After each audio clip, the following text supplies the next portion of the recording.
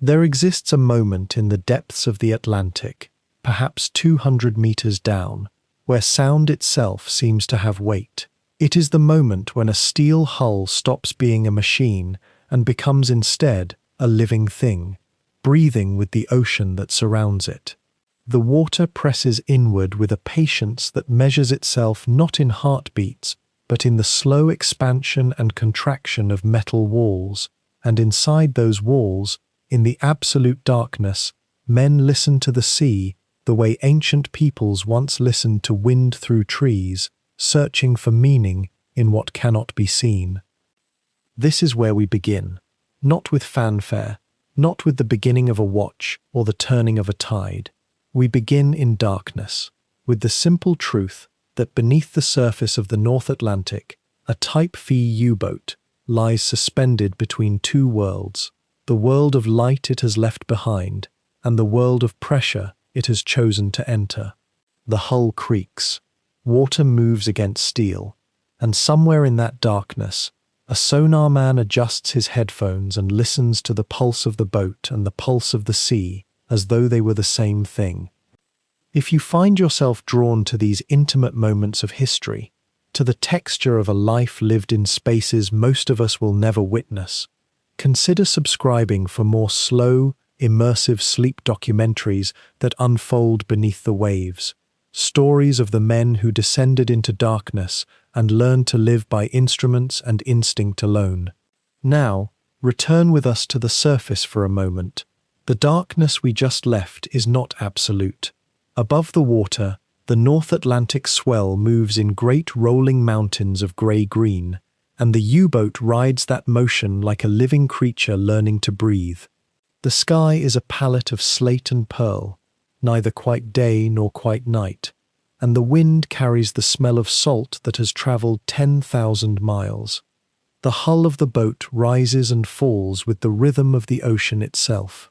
If you were to place your hand against the outer plating, you would feel that breathing motion, not violent, but constant, patient, indifferent.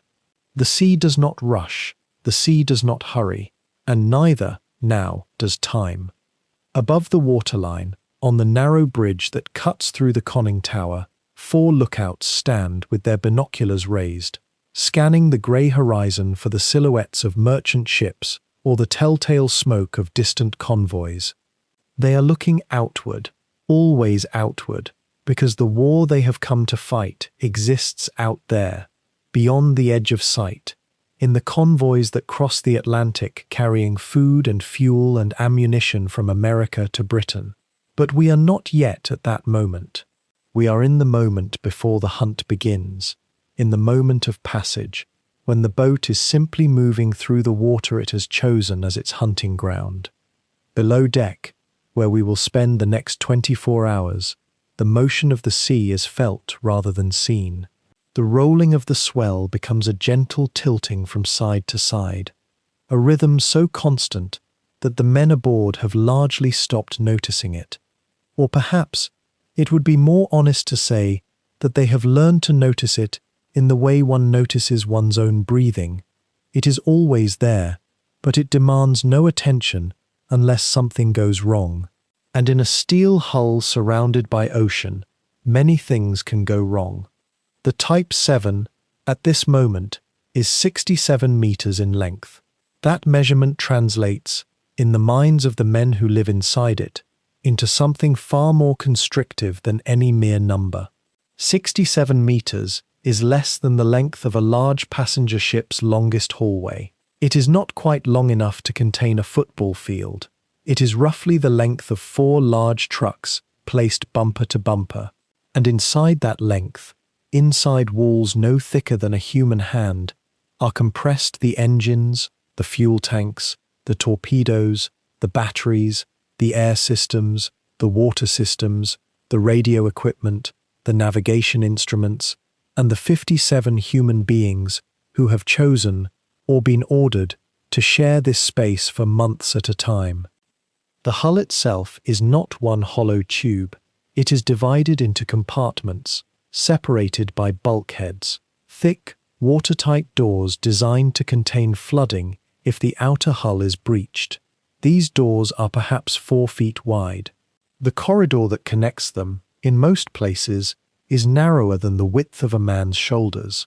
A tall man moving through these spaces must duck constantly, his head always aware of the rivets and pipes and cable runs that occupy the space above him.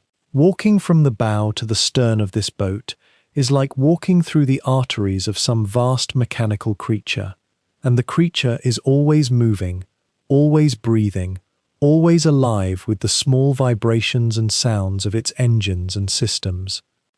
On the surface, at this hour, call it the evening of a day that began before dawn in some port in occupied France, the diesel engines drone on.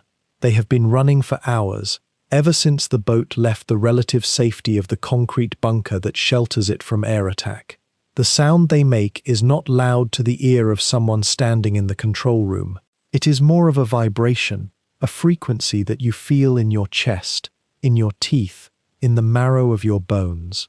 The engines burn diesel fuel with a steady, methodical hunger, and as they burn that fuel, they also charge the massive electrical batteries that store energy in watertight compartments above the main bilge line. These batteries are perhaps the most important feature of a Type VII. They are heavy, they are dangerous, they require constant attention and ventilation to prevent the accumulation of hydrogen gas, and they are absolutely essential to the boat's ability to dive and remain submerged. When the boat is on the surface, as it is now, every moment of those diesel engines running is a moment of energy being harvested and stored for the time when the boat must submerge and the engines must go silent. Then, when the diesel cannot run, the batteries become the sole source of power. They become the only heartbeat, and they must be rationed carefully. The ocean around the boat in this moment is empty. No ships are visible. No smoke rises on the horizon. The lookouts continue their methodical scan, back and forth, always searching, but what they see is only water and sky. How many hours will they scan before they see anything? How many miles will they travel through empty ocean before they find the convoy they are hunting? These are questions without answers, and the men aboard the boat have learned to live with unanswered questions the way other people live with their own names. The swell continues, the boat continues, the engines continue, and in the darkness below the waterline, in compartments lit by nothing but electric bulbs and the occasional glow of instruments, 57 men move through their evening routines in a space that smells of diesel and sweat and the peculiar mustiness of metal that has absorbed the salt of the sea and the moisture of human breath for weeks at a time. They eat their rations, they check their instruments, they write letters they will probably never send, and they listen to the sea in the way that sailors have always listened to the sea, not with hope exactly, but with a kind of patient resignation that is something like hope's older, wiser cousin. The darkness around the boat deepens. What light remains in the sky begins its slow fade toward the horizon. Stars will appear soon, stars that cannot be seen from the bridge, because the night vision of a lookout requires darkness, and any light, even the smallest glow of a cigarette, can ruin that vision and make the night dangerous. The rule is absolute. No lights above the waterline after dark, except in the conning tower, where red lights keep the night vision intact. Everything, every small comfort, every small indulgence is subordinate to the needs of the hunt and the necessity of survival. And still, the boat moves.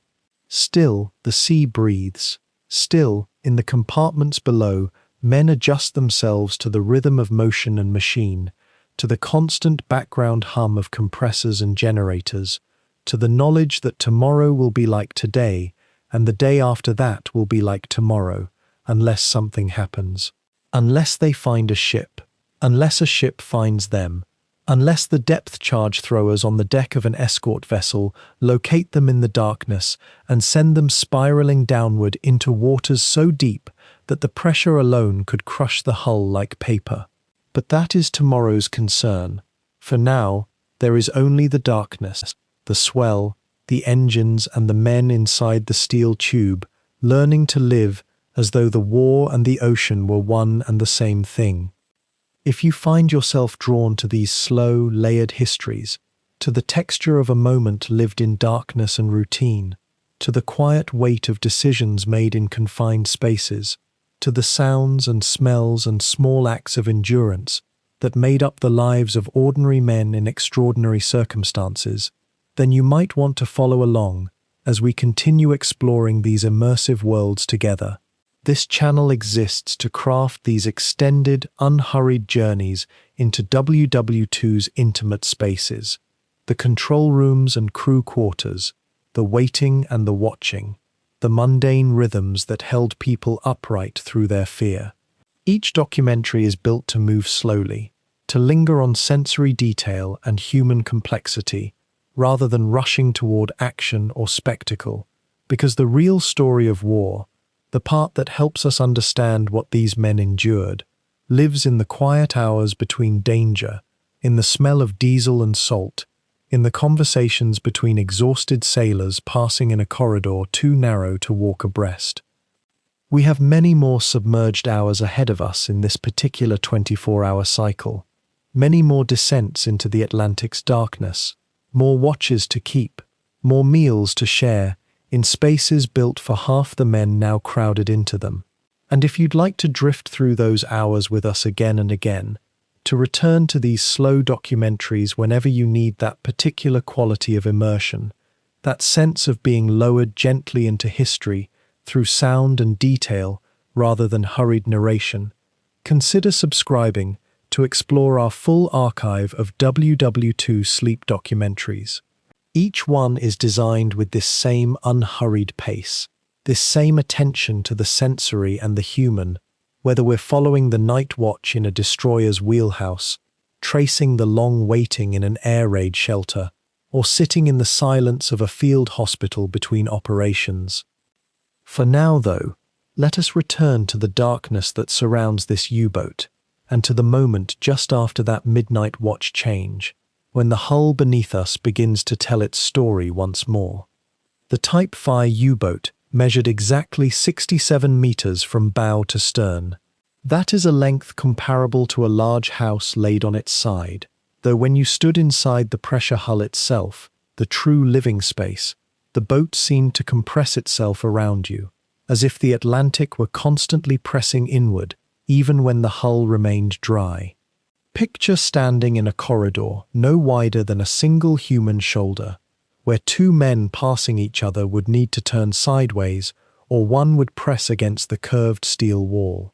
The entire submarine's interior diameter at its widest point was less than 4.5 meters, and much of the boat was narrower still, roughly the width of a desk turned on its side. This boat was not designed with the sailor's comfort in mind. It was conceived as a machine first, and only afterward as a vessel to contain men. Every cubic centimeter of space served a function. The torpedo tubes occupied the forward compartment, the diesel engines and electric motors the rear, the control room nestled in between, like the brain of something entirely mechanical. The designers in the shipyards at Kiel and Germania Werft had prioritized displacement, diving depth, and firepower.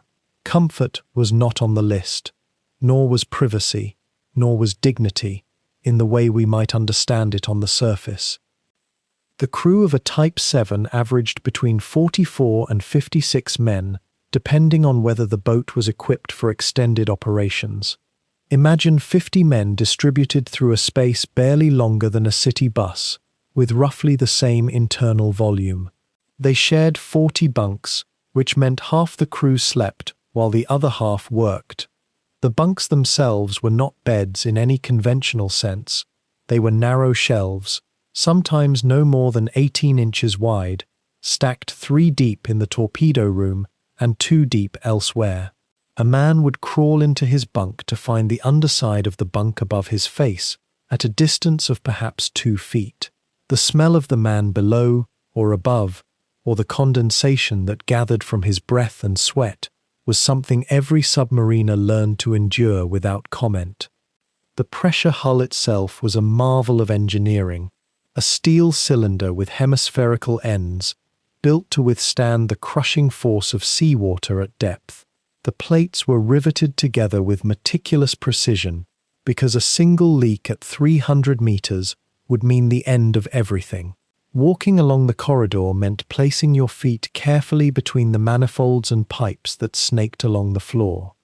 Your head was always a potential hazard. Submarine compartments were crisscrossed with valves, levers, and projections at eye level. Men developed an unconscious stoop that became so natural, they carried it even when they left the boat and stepped ashore. The boat shaped their bodies after a time. The air itself in a submerged vessel presented a peculiar challenge.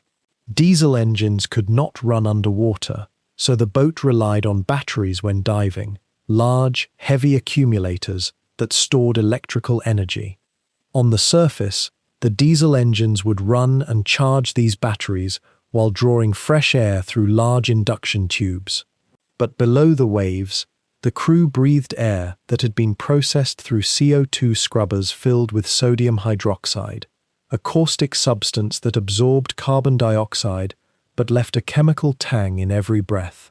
The oxygen was supplemented by candles, literally combustible oxygen-generating candles, that burned hot enough to warm the compartment on a cold Atlantic patrol. The combination of stale air, diesel fumes seeping from the engine compartment, and the persistent smell of sweat, mildew, and unwashed bodies created an atmosphere that visitors found almost suffocating, though the crew adapted to it within days. What would it have felt like to descend into this space for the first time? Perhaps there would be a moment of disbelief at the sheer compactness of it all, the way the curved hull seemed to press down from above and rise up from below, containing you absolutely.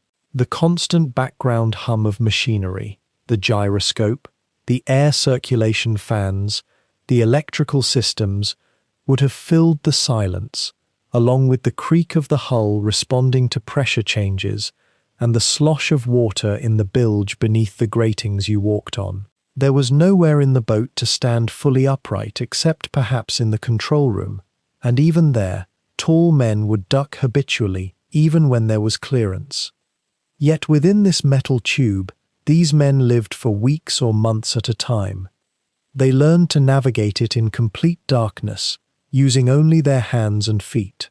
They developed a form of practical companionship, born of absolute proximity, sleeping in shifts in bunks still warm from the previous occupant's body heat, eating at tables where knees touched under the surface, moving past each other in a choreography of necessity that required no words.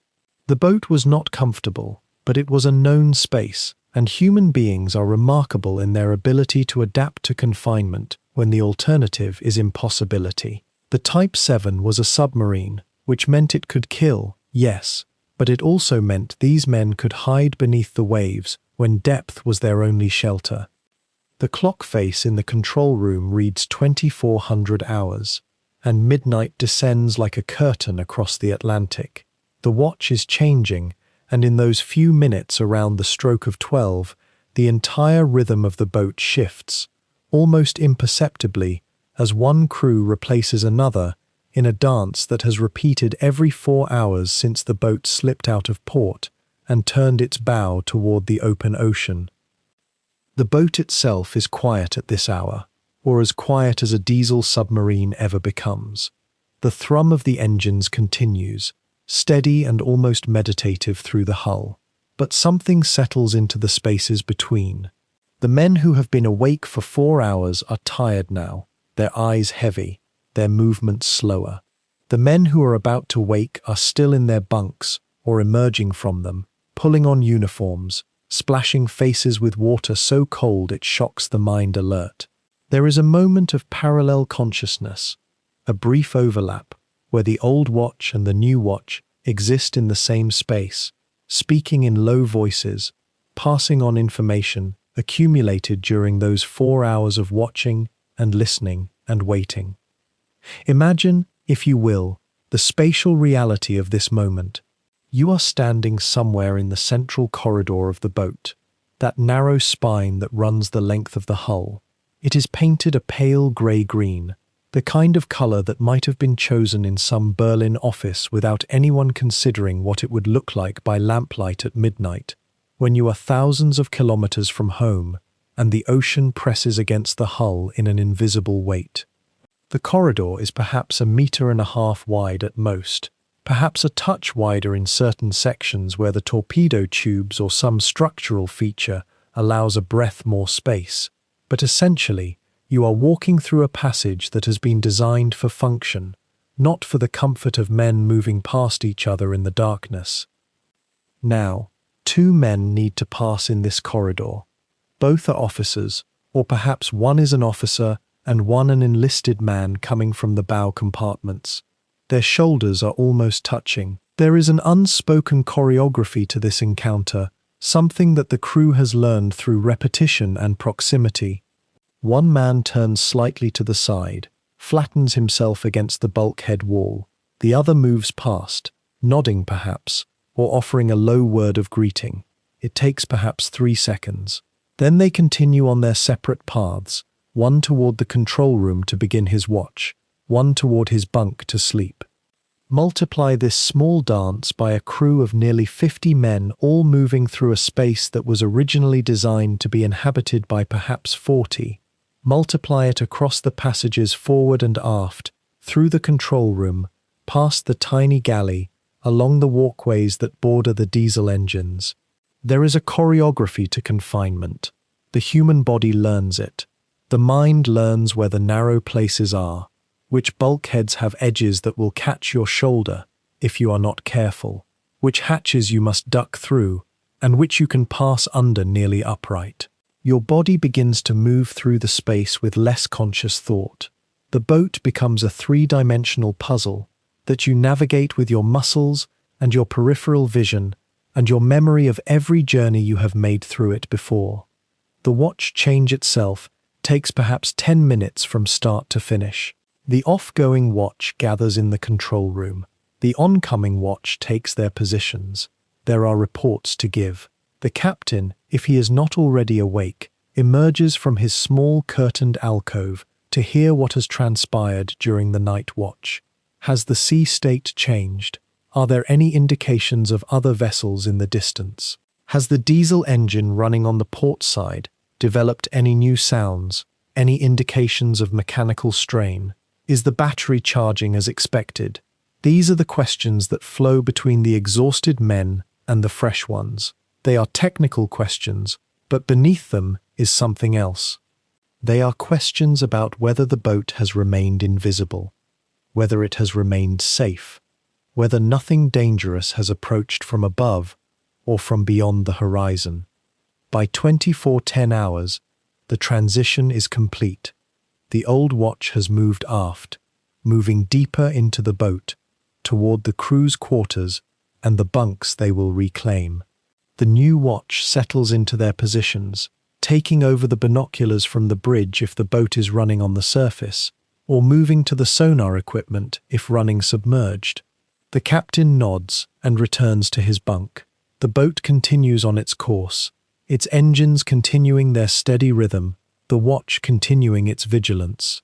And in the bow compartments and in the space reserved for the crew, tired men are lying down in bunks they have shared perhaps hours before with other men, still warm, still holding the body heat of the previous occupant. The sheets are damp with ocean spray that has somehow penetrated even this far below the waterline. The padding of the mattress is thin and unforgiving. But sleep comes. It comes because the body is exhausted. It comes because there is nowhere else to go in a boat where nearly every moment of the day is accounted for by watch rotation, by maintenance, by the small rituals that keep a submarine and its crew functioning. Sleep comes even though you know that in perhaps 6 hours, your own watch will be approaching. In perhaps 6 hours, you will be roused by a crewmate tapping your shoulder, or by the simple passage of time waking you instinctively. You will pull on your uniform again, Splash your face with that shocking cold water, and move toward the control room to take your place. But for now, at this moment just past midnight, as the boat drives through the darkness and the new watch settles into their quiet vigilance, there is something like rest. The midnight watch change becomes a kind of anchor point in the day. It happens 4 times in 24 hours, this rotation of consciousness, this passing of responsibility from one group of men to another. And in the passing, there is something almost meditative. The same words are spoken, roughly. The same positions are taken. The same corridor choreography repeats. The same hum of diesel engines continues. Life aboard a Type VII becomes, in these moments, almost cyclical, almost restful, almost sustainable, even in a space that was never designed for the comfort of men, but only for their mission, their duty, and their survival. There exists, in the sensory memory of every man who ever served aboard a Type VI U-Boat, a particular smell that no amount of time ashore could ever fully erase. It was not one smell, but rather a layering of scents so interwoven that to describe one was to invoke all of them together, a signature of life beneath the Atlantic that pressed into cloth, into skin, into the very lining of lungs. To understand those 24 hours inside the hull is first to understand what that air itself was trying to tell you. The diesel smell came first and came always. It rose from the 2 Germania-Furft engines that powered the boat on the surface, a thick, oily aroma that seemed to emanate not just from the engine room, but from every rivet, every pipe, every corner where fuel had ever touched metal or seeped into the steel itself. When the boat was running, when those massive cylinders were turning, and the whole vessel thrummed with mechanical purpose, that smell was almost fresh. It meant power, it meant motion, it meant the current was flowing. But when the engines were shut down for silent running or for maintenance, when the boat slowed to a creeping electric hum, the smell began to stale. It would hang in the still air like an accusation, growing thicker, more cloying, until men found themselves breathing shallow just to avoid the weight of it in their throats.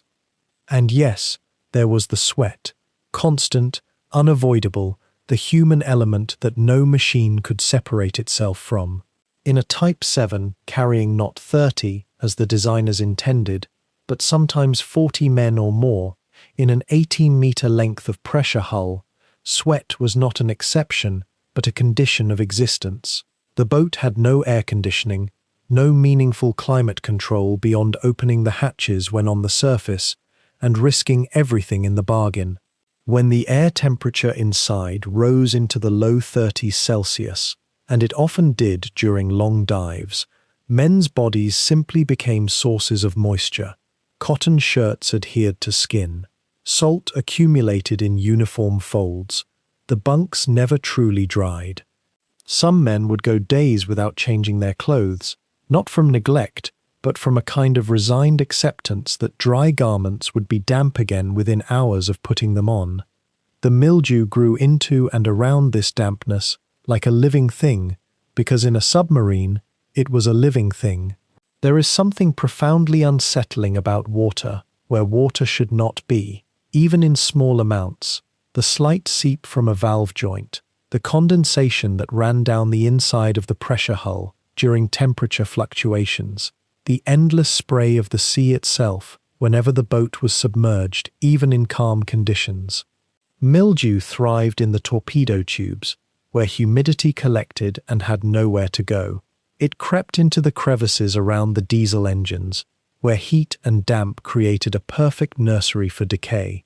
The smell of it was not sharp but insidious, a sweetish rot that one crewman compared, in the few surviving accounts we have, to a grave that was also somehow still breathing. When all 3 of these odors merged together, and they always merged, never separating, never giving the olfactory nerves a moment's relief, they created an atmosphere that was almost visible, almost something you could drink rather than simply breathe. Close your eyes And imagine standing in a space no wider than your shoulder span, where the air itself has a texture, has weight, has a taste that is less like flavor than like the memory of flavor. This is what men encountered every moment they spent below the waterline. This is what their lungs expanded into, what their blood carried through their bodies, what would permanently alter, in ways both measurable and unmeasurable, the chemistry of their existence. The constant hum underneath it all was perhaps even more pervasive than the smell, because unlike odor, sound cannot be escaped or grown accustomed to. The brain simply learns to ignore it at a conscious level, while remaining utterly aware of its presence. A Type VII had electric motors when submerged, which were relatively quiet by the standards of what submarines could produce, but quiet in this context was a relative term. The propulsion system hummed at a frequency that seemed to vibrate through the entire boat, through the steel walls, through every object attached to those walls, and therefore through every man who touched anything or simply stood with his feet against the deck plating. There was a rhythmic quality to it that some men found soothing. It suggested life, suggested motion, suggested that the boat was performing its function. Others found it maddening. The hum never stopped. It simply changed pitch when the motors ran faster or slower. Beyond the main motor's thrum, there were the subsidiary sounds of the boat's systems, the constant, barely perceptible vibration of the gyroscope, the occasional gurgling of water through the bilge pumps, the faint squeal of metal adjusting under pressure. And then there were the sounds that came without warning. A sudden loud crack when the hull adjusted to a change in depth, a sharp hiss from an airline, the abrupt silence that fell when the captain ordered silent running, at which point even the smallest mechanical noise became a statement, a risk, a possible revelation. Sound and the fear of making sound became inseparable from the sensory world below deck. The taste of the air. Here we venture into sensation that is almost impossible to communicate to someone who has never experienced it.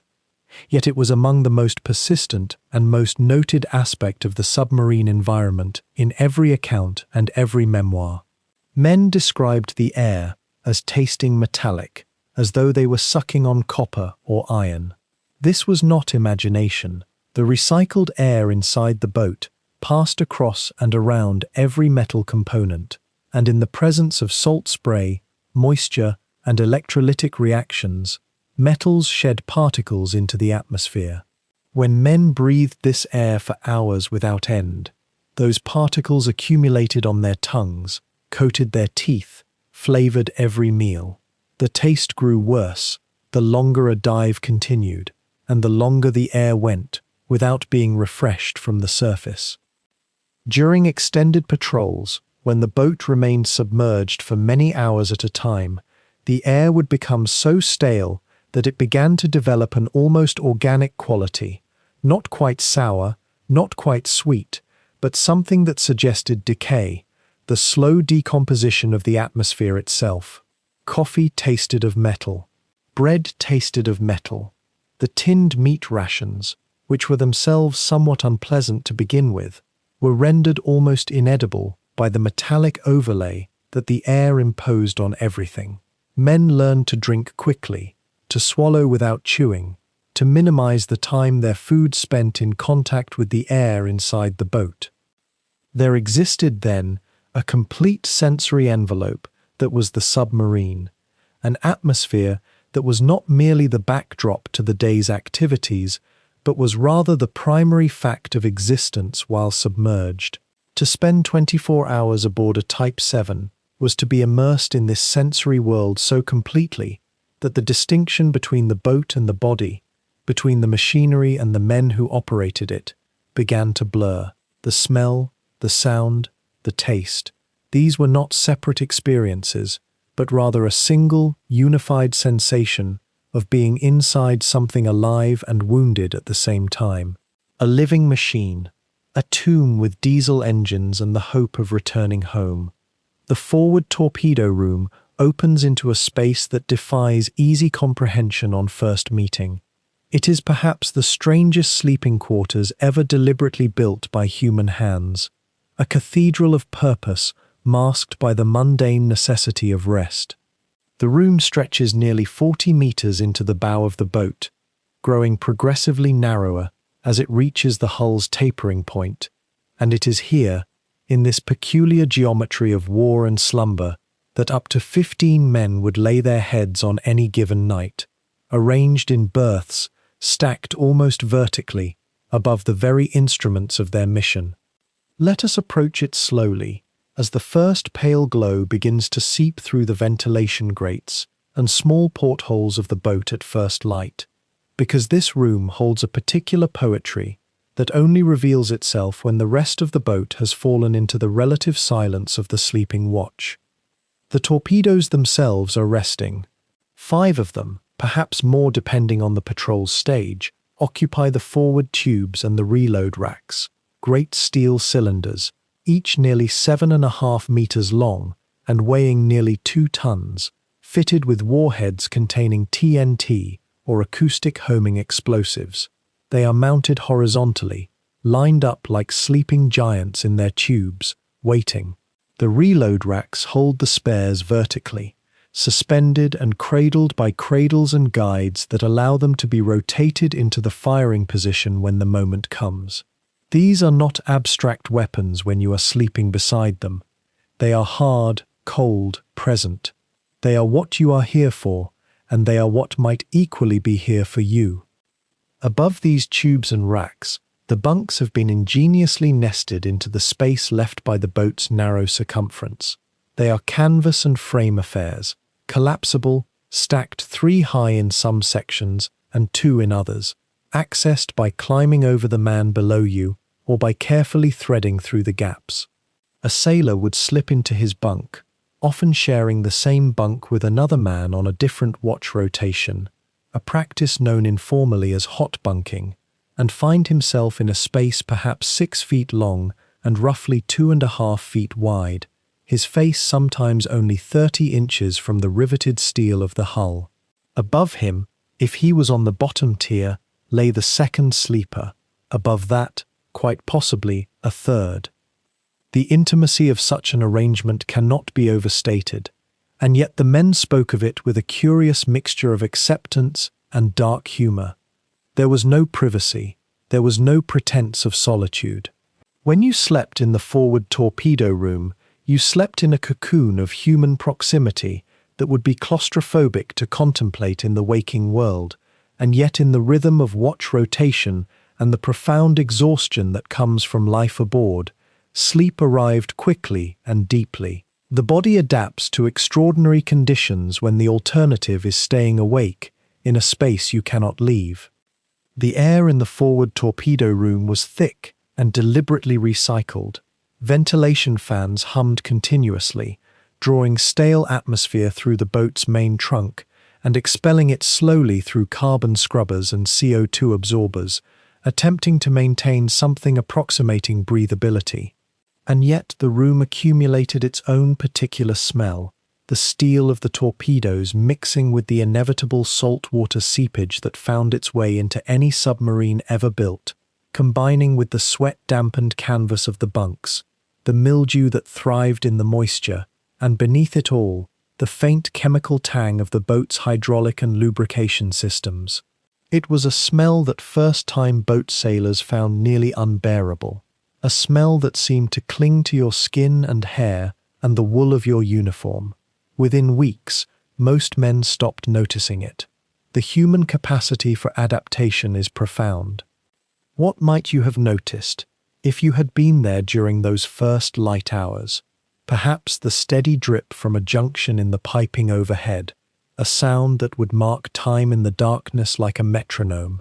Perhaps the gentle metallic creak of the hull itself, that living, breathing sound that reminded everyone aboard that they were not in a building or a bunker, but in a vessel suspended in an alien medium, held in place only by the precise balance of pressure and buoyancy.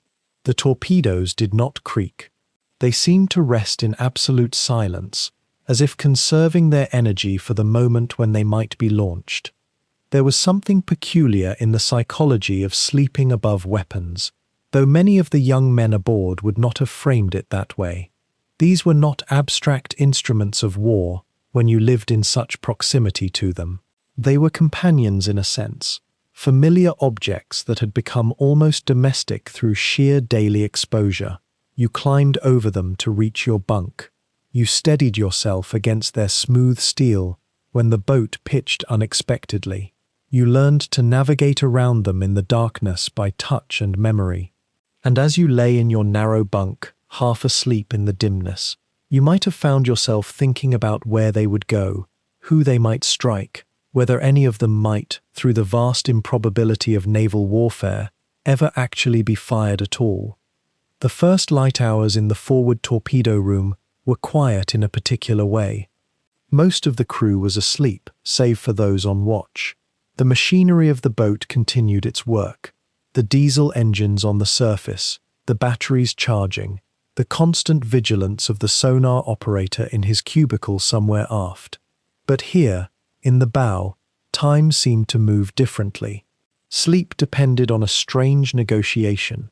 You surrendered your comfort, your privacy, your ability to stretch fully without touching another human being, and in exchange, you received the profound sleep that exhaustion and acceptance provide. Some men found this arrangement claustrophobic enough to cause genuine distress, particularly in the early days of their service. The sensation of lying in a narrow canvas-bottomed bunk while another man slept directly above you, separated by perhaps 20 inches, knowing that beyond the hull at your elbow lay 3,000 meters of cold Atlantic water. This was not a sensation everyone could accommodate, and yet the boat's mission depended on these men remaining in position, sleeping, working their watches, maintaining their vigilance. There was something almost monastic about it, this voluntary surrender to spatial constraint in service of a larger purpose. The torpedoes waited, the men slept, the boat hummed with the rhythm of the sea and the electric hum of its systems. In a few hours, the morning routine would begin in earnest. Breakfast would be prepared in the galley aft. The captain would emerge from his small curtained alcove and begin his day of decisions. The watch would change, and men would stumble from their bunks, bleary-eyed and disoriented, to take their turns scanning the horizon or tending the engines or recording the depth readings from the gauges. But for now, in the forward torpedo room at first light, there was only rest and the strange domestic poetry of men sleeping beside the instruments that defined their purpose, secured by routine and exhaustion in a space that would have driven a philosopher mad, but which the human body had somehow learned to call home. The men aboard the Type VII existed in a time that was not quite time at all. 4 hours, 8 hours, 4 hours again. That was the rhythm that held them, the pulse that measured out the 24 hours in a way that had nothing to do with sunrise or sunset, and everything to do with the mechanical rotation of human bodies through watch rotations that had been perfected over centuries of naval tradition. When you live beneath the sea, where the sun cannot reach you, time becomes something else entirely. It becomes a thing you must invent. The engineers and radio men and lookouts who manned this boat could not mark the hours by the quality of light changing through a window. There were no windows. There was only the amber glow of the control room dials, the red emergency lighting used during submerged operations, and the ghostly phosphorescence of a few electric bulbs that hung from the curved ceiling like pale moons in an endless cavern. The watch rotation established order in that darkness. 4 hours on duty, 8 hours off. It meant that a man might spend 4 hours at the helm, or monitoring the diesel engines, or standing lookout on the bridge if the boat was running on the surface, and then he would descend into the narrow passages and find a bunk, perhaps his own, perhaps one that another man had only recently vacated, and try to sleep. The 8 hours that followed were theoretically his to rest, though sleep came differently when you knew that the boat was moving through waters where an enemy destroyer might be waiting just beyond your hearing. This schedule meant that no 2 days felt quite the same. A man might begin his watch in the middle of what his watchkeeper called morning, though the sun had no opinion on the matter. He might stand his 4 hours believing it was late afternoon, only to discover when he came off watch that it was actually 3 in the morning by the ship's chronometer. The chronometer measured Greenwich Mean Time with the precision of a German mechanical instrument, ticking away in the control room, but it had no authority over the biological clock that lived inside each man's body. That clock, deprived of sunlight, began to drift. What was happening in their bodies was a slow unlinking from the rhythms that had governed human life since the beginning of time itself. Circadian rhythm, though the word would not be commonly used until decades after this war ended, was being systematically disrupted. The body wanted to sleep when the sun set and wake when it rose. But the sun did not set. It did not rise. There was only the watch rotation, the orderly succession of 4-hour watches that continued regardless of whether it had been 3 days or 30 days since the boat submerged. After the first few weeks, some men reported a strange feeling of timelessness. The hours seemed to stretch and compress without warning. A watch that was supposed to last 4 hours might feel like 2, or it might feel like 6. When you came off watch and descended to your bunk, you might sleep for what felt like hours, only to be shaken awake and told that it had been merely 90 minutes, because the rotation demanded your presence again. Other men found themselves unable to sleep at all, lying in the narrow berth with their eyes open, listening to the hum of the boat around them, unable to convince their bodies that it was time to rest when there was no darkness to signal sleep, only a different kind of darkness, the darkness of being enclosed in steel beneath the ocean. The officers tried to maintain some semblance of order. The captain's quarters contained a small wooden clock. The control room had its chronometer, but the watch bill, the written schedule that dictated who stood watch when, was really what measured time aboard the boat. It was pasted to the wall in the crew's space, and it was consulted the way men on the surface consulted the sun. You looked at the watch bill to know what time it was, in a sense. Not because the watch bill told you the hour, but because it told you what you were supposed to be doing. There is something profoundly disorienting about having your sense of time mediated entirely through duty. A man might be relieved from the bridge at what the chronometer said was 0400 hours, but because he had been standing lookout, scanning the dark horizon for the shape of ships or the smoke of a distant convoy, he felt as though it should be late in the evening. His body ached from standing. His eyes were tired from peering through binoculars. Everything in his experience suggested that the day was nearly over. Yet he descended into the boat and found men eating breakfast. The cook had prepared the morning meal, fresh bread, or what passed for fresh aboard a submarine, coffee, weak and bitter, and the contradiction between his body's sense of time and the reality of the chronometer created a low-level tension that never quite resolved. Some of the men, particularly those who had been aboard the boat for many weeks or months, developed a kind of double awareness. They could read the chronometer and understand, intellectually, that it was mid-morning. At the same time, they experienced the submarine's environment as timeless. The humming of the machinery never changed. The temperature stayed constant. The smell of diesel and sweat and mildew remained exactly the same. There was no wind, no change in light, nothing that marked the passage of a day as distinct from any other day. The psychologists who would later study submarine crews, this work came much later, after the war, when military institutions began trying to understand the long-term effects of such confinement, would find that this temporal disorientation was one of the most insidious challenges of submarine service. It was not dramatic or sudden like the fear of an attack.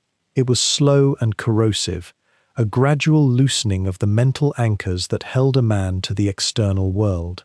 For the crew of the Type VII, the watch rotation became a kind of lifeline precisely because of this. The rotation itself created meaning. It created structure. Even if you could not feel the passage of a day through the natural world, you could feel it through duty. You were off watch. You were going on watch. You had just come off watch and had 8 hours before you would stand watch again. That rhythm, artificial though it was the only thing that prevented time from becoming a complete abstraction. Some men found comfort in this, actually. There was something almost meditative about the simplicity of it. Your life was not a complex thing to navigate. You stood your watch, you did your job, you came off watch and you tried to sleep, and then you stood your watch again. The demands of the present moment were always clear. You did not have to think about yesterday or tomorrow, because yesterday and tomorrow did not exist in any meaningful way. There was only the 4 hours ahead of you, and the 8 hours behind you, and the strange timeless space between them, where you tried to rest your body enough to stand the next watch. This rhythm, repeated over days that felt like weeks, that felt like years, became the measure of a man's time aboard the boat. Not the clock, not the sun, but the watch rotation itself. It might seem, to someone standing in that narrow corridor at midnight, that the Type VII submarine simply appeared, a finished thing, born fully formed from German shipyards in the late 1930s. But the truth of its design is quieter, more patient, almost archaeological in the way it emerged from the ashes of an older naval world that had been deliberately, methodically dismantled. After the Great War ended in 1918, the Treaty of Versailles imposed conditions on Germany so severe, so intentionally crushing, that the nation was forbidden from building submarines at all. Not restricted, not limited, forbidden entirely. U-boats had terrorized the Atlantic shipping lanes during the previous conflict, and the victorious powers had no intention of allowing such weapons to rise again from German yards. For more than a decade, this prohibition held.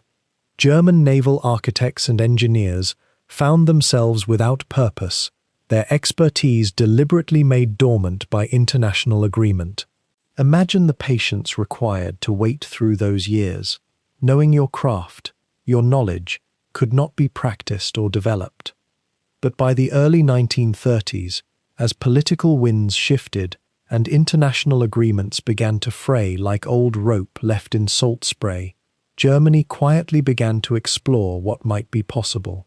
The Anglo-German Naval Agreement of 1935 was the key that unlocked this door, a document that, in essence, permitted Germany to rebuild its submarine fleet, so long as it remained within certain tonnage ratios.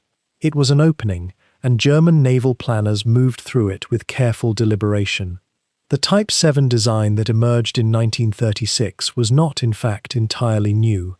It drew inspiration, rather heavily, from a Dutch submarine, the O-21, which had been offered for sale to Germany during the interwar years. Rather than build from absolute zero, German engineers studied the Dutch design, learned its principles, and then refined them through the lens of what they believed a modern submarine should be. There is something almost scholarly in this approach, not theft, but rather the careful examination of existing solutions, followed by improvement and adaptation. They took what worked and made it stronger, more efficient, more suited to the particular waters of the Atlantic and the North Sea. The Type VII that resulted was, in many ways, a masterpiece of compromise.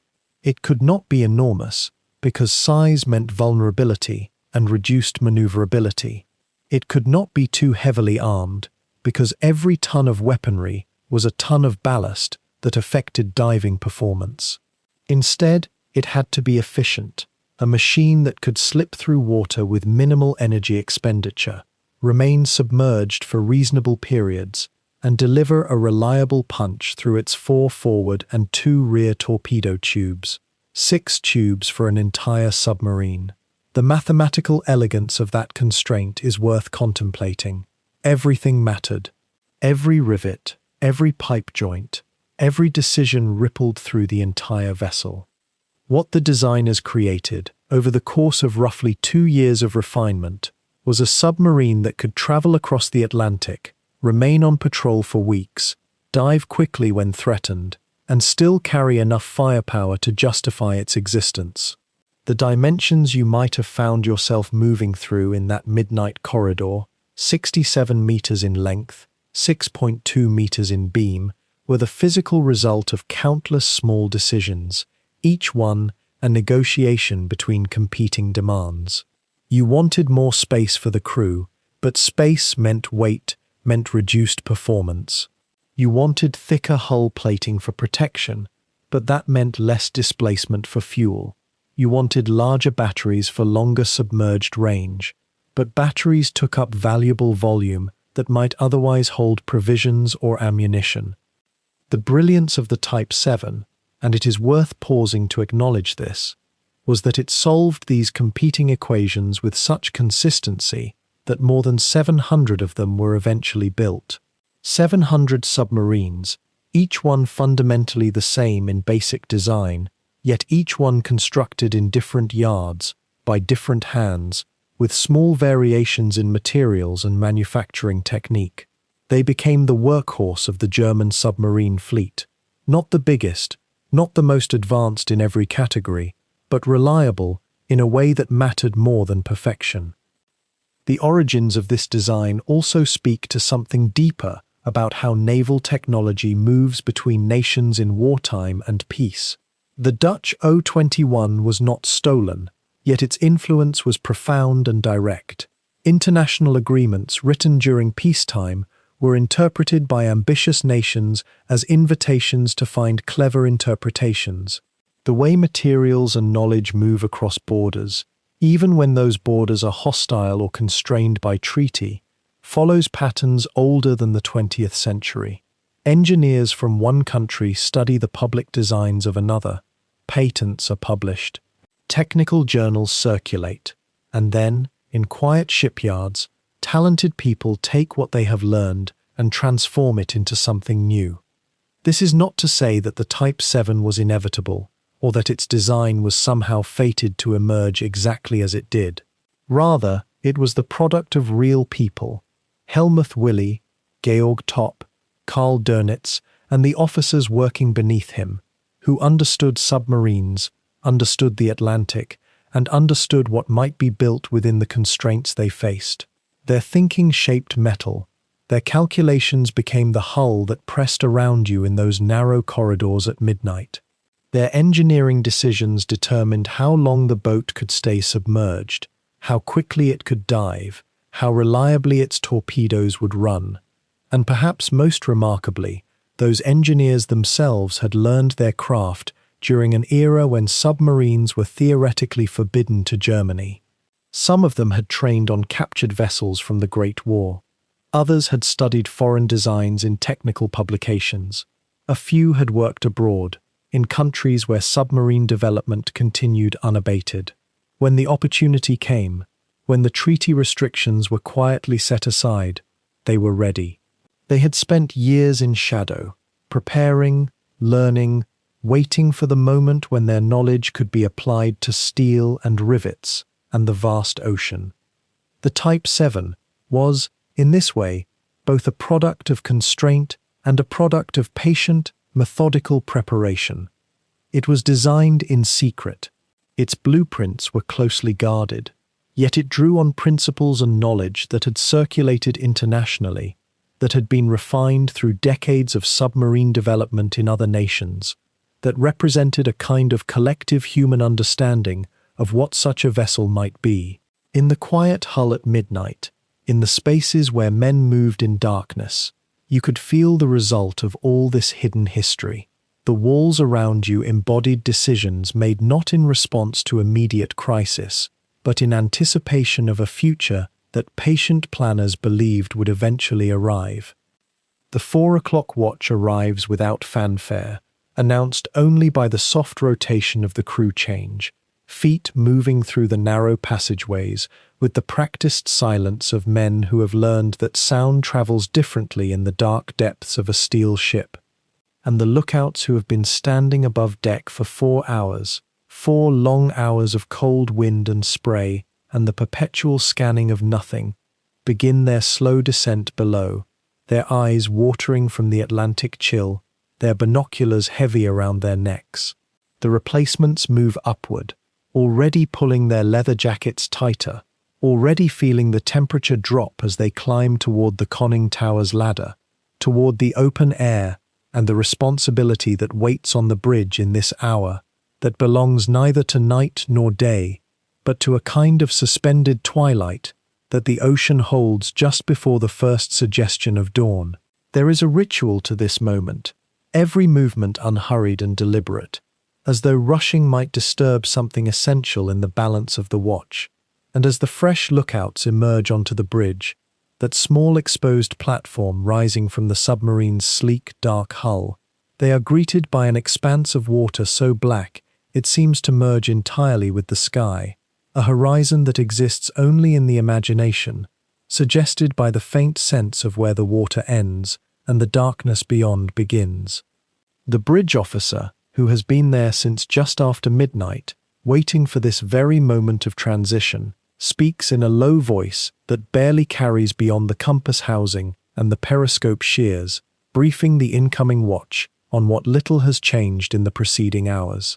No lights sighted, no smoke on the horizon, no sound from the hydrophones below save the constant background hum of the ocean itself, the distant rumble of distant shipping lanes somewhere out there in the vastness they cannot yet see. The binoculars come up almost instinctively, heavy German-made optics that have been carried through countless nights like this one, the twin lenses seeking definition in the darkness, and the lookout presses the rubber eyepiece against his socket, that familiar sensation of closure, of the rest of the world falling away until there is nothing but the thin beam of magnified ocean and the faint stars reflected on the water's surface.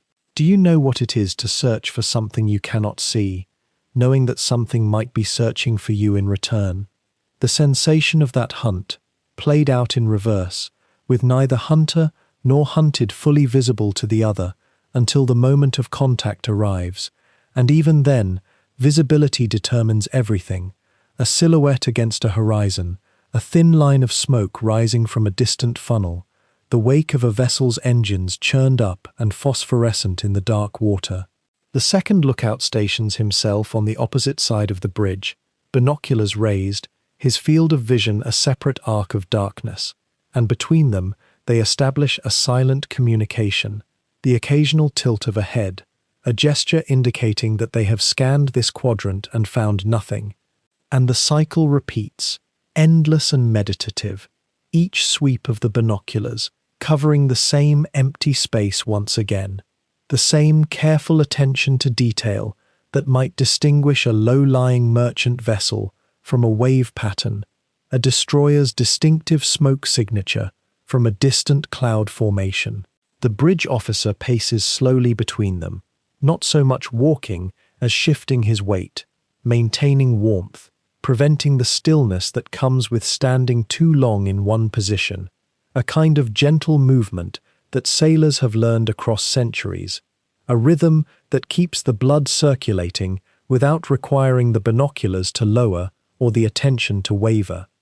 There is something almost meditative in this work, this standing and looking and waiting for what may never come, and one might wonder whether the lookouts found a kind of peace in this emptiness, a solitude that was rare in the cramped and crowded corridors below, or whether the searching itself was exhausting in ways that only those who have stood such watches can truly understand.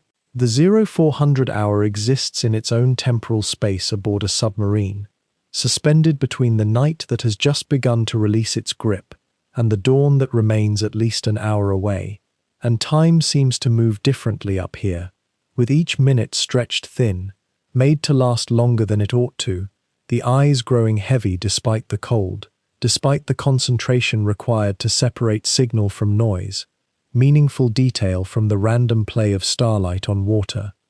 The boat itself is almost silent now, running on the surface with her diesel engines shut down to save fuel and reduce the vibration that might carry sound to the ears of a distant escort vessel, running instead on her electric batteries, which hum so quietly that the sound becomes almost invisible, absorbed into the general background of the ocean and the wind.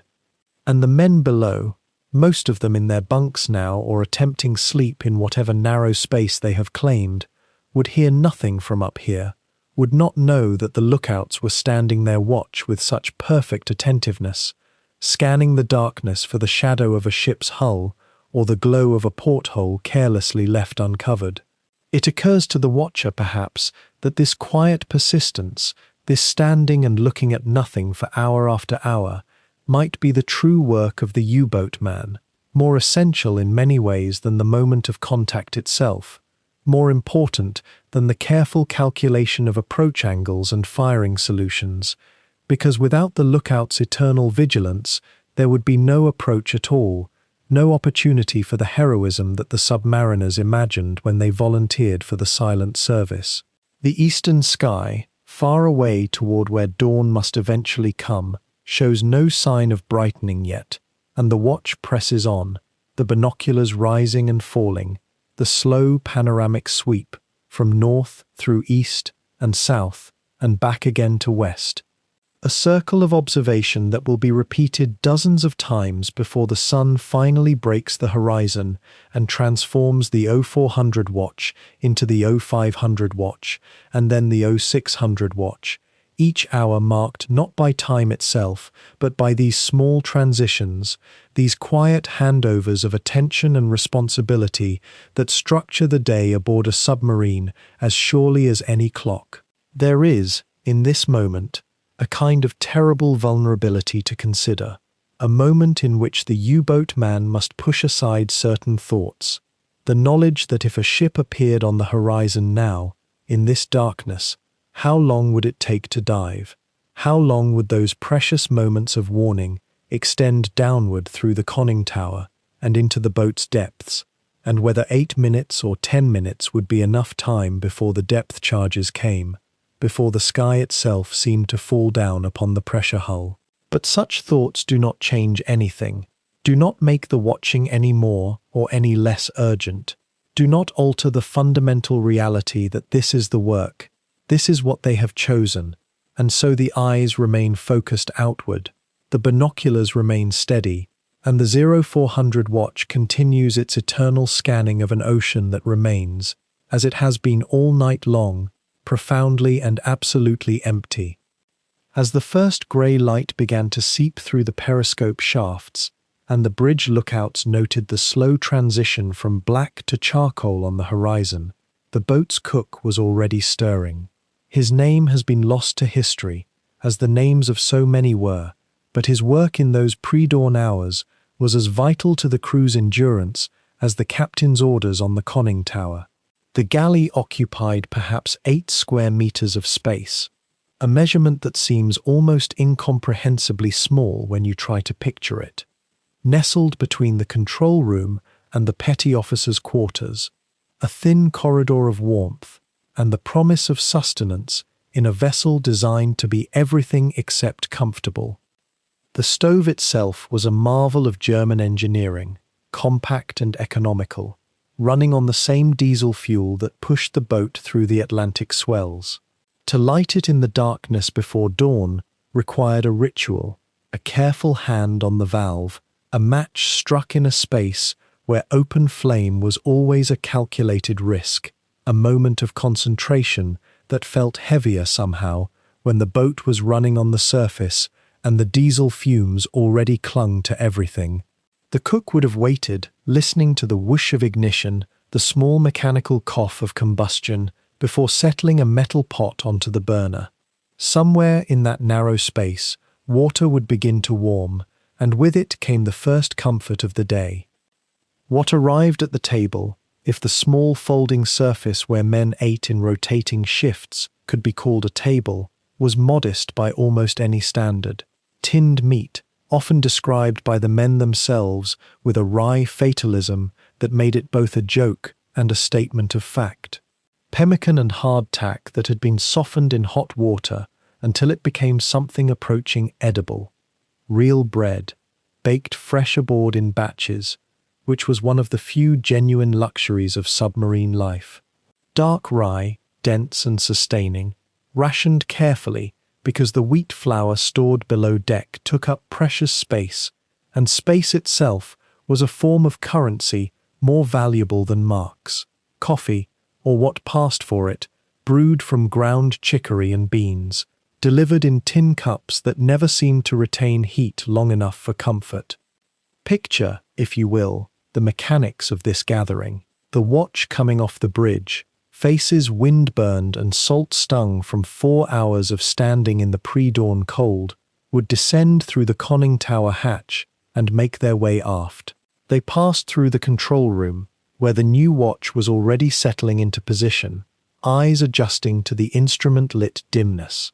They squeezed past the diesel engine room, where the throb of the engines became almost a physical presence, a vibration in the teeth and sternum. And then, finally, they found themselves in this impossibly tight space where coffee steamed and the cook, usually a petty officer first class with a reputation that mattered far more than his rank, presided over the distribution of what would sustain them until the next meal. The camaraderie that emerged in these moments is difficult to overstate, and it arose precisely because of the constraints that made privacy impossible. There was nowhere in a Type VII submarine to eat alone, nowhere to withdraw from the proximity of 44 other men. So instead, the shared meal became something more than fuel. It became an anchor to normalcy, a moment where watches and duties and the ever-present awareness of danger could recede just slightly, and men could remember that they were more than functions in a machine. A cook who could coax something approaching flavor from tinned components was a man whose value exceeded his rating, and he knew it. The atmosphere during these brief meals, and they were always brief because the rotation demanded it, carried a particular texture that observers who studied submarine crews later tried to describe with inadequate words like camaraderie or morale. It was quieter than camaraderie, deeper than morale. It was a kind of companionable understanding that arose from the knowledge that every man present was vulnerable in the same way, dependent on the same stale air, subject to the same crushing pressures if the hull ever failed. When someone made a joke about the quality of the rations, the laughter that followed seemed to acknowledge something wordless, that they were still human, still capable of finding absurdity and difficulty, still capable of caring whether the bread was fresh or whether someone else had had a harder watch than they had. Consider the mathematics of it, which becomes clearer the more one studies the Type VII's specifications. The boat was designed for a complement of 44 men. The galley, with its stove and its preparation space and its single table arrangement, was designed with perhaps 40 men in mind, living at the standards the German Navy considered adequate. But in practice, submarines often carried extra personnel, a trainee, a technician from the shipyard, an officer newly assigned from another boat. That meant that breakfast, that first warm meal of the day, happened in conditions of even greater crowding than the boat's designers had anticipated. Some men ate while standing in the narrow passage outside, holding their cups carefully so as not to spill hot liquid on themselves or others. Some waited for the second sitting, when the galley could be cleaned and the cook could begin again. The food itself, let us linger on this a moment, because what people ate tells us something true about how they experienced their lives, reflected both the boat's storage limitations and the priorities of a navy fighting a long war. Tinned meats, preserved in salt and fat, which sounds unappetizing, but in fact provided the calories and the fats that a crew engaged in physical labor in a cold environment genuinely needed. Preserved vegetables, which prevented scurvy during the long patrols, and which men ate without complaint because the alternative was illness. Margarine, which was rationed but available, and which made the dark bread more palatable. Real butter, when it was available, which happened on some boats more than others, depending on the supply ship's success in reaching them before the next operation began. There was something almost meditative about watching a man eat his breakfast in the galley of a submarine. He would take his time if the watch rotation permitted it, which it sometimes did.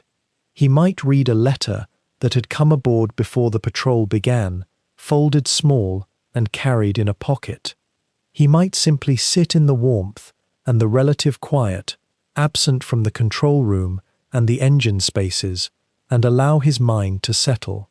Some boats reported that men used this time to write brief notes, knowing that the mail would not be delivered until they returned to port, but that the act of writing itself, of maintaining connection to someone on land, was worth the effort of keeping paper dry and pencil legible in the humid air.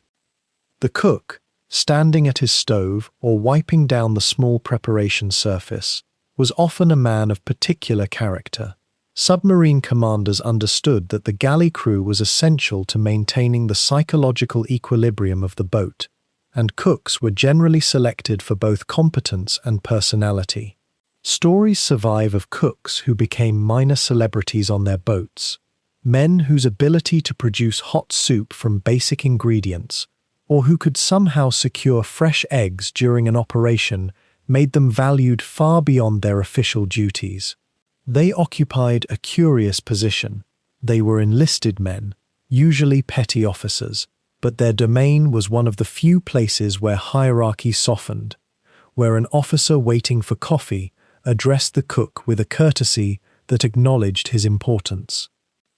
And in those quiet minutes before the full day's operations began, before the dive preparations, before the search patterns resumed, before the sound of distant ship's screws might set the boat into alert stations, breakfast in the galley of a Type VII submarine was a small and perfect enclosure of human comfort, sustained not by luxury, but by the determination of ordinary men to maintain dignity and connection in a place where both were perpetually threatened. The warmth of the stove, the taste of dark bread, the presence of faces you had known for weeks or months, the knowledge that someone had taken care to prepare something edible and even, occasionally, something approaching pleasant. These were the threads that held the crew together, more resilient than steel, more necessary than any piece of machinery in the boat. The engines, though, demanded more than just operation. They demanded constant, almost ritualistic attention. Below the galley and behind the control room, in the narrow compartment where two massive diesel engines filled nearly every cubic inch of available space, the motor machinists moved through their morning with the deliberate rhythm of men who understood that rust never truly sleeps, and that saltwater corrosion is both patient and relentless.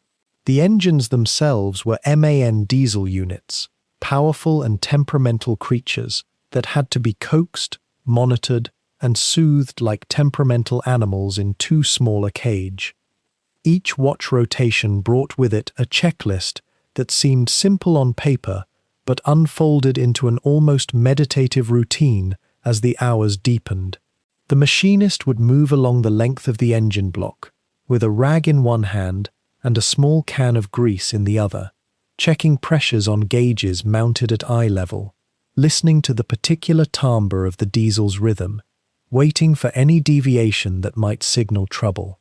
The sound was constant but never monotonous. There was a kind of musicality to it if you let yourself hear it, a steady drumming that you could feel in your chest and shoulders, a vibration that after weeks at sea became almost like a second heartbeat.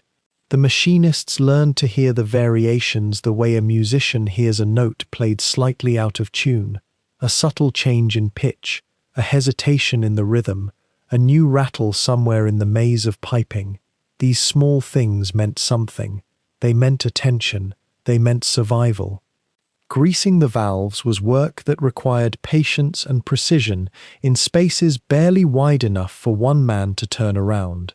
The Type VII was not built with a machinist's comfort in mind, And yet these men moved through the engine compartment with an economy of motion that came only from repetition and necessity. They would locate each valve, assess its condition, wipe away any salt spray residue that had begun to accumulate, for salt spray found its way everywhere on a submarine, no matter how many times the hatches were sealed, and apply fresh grease with careful, measured applications.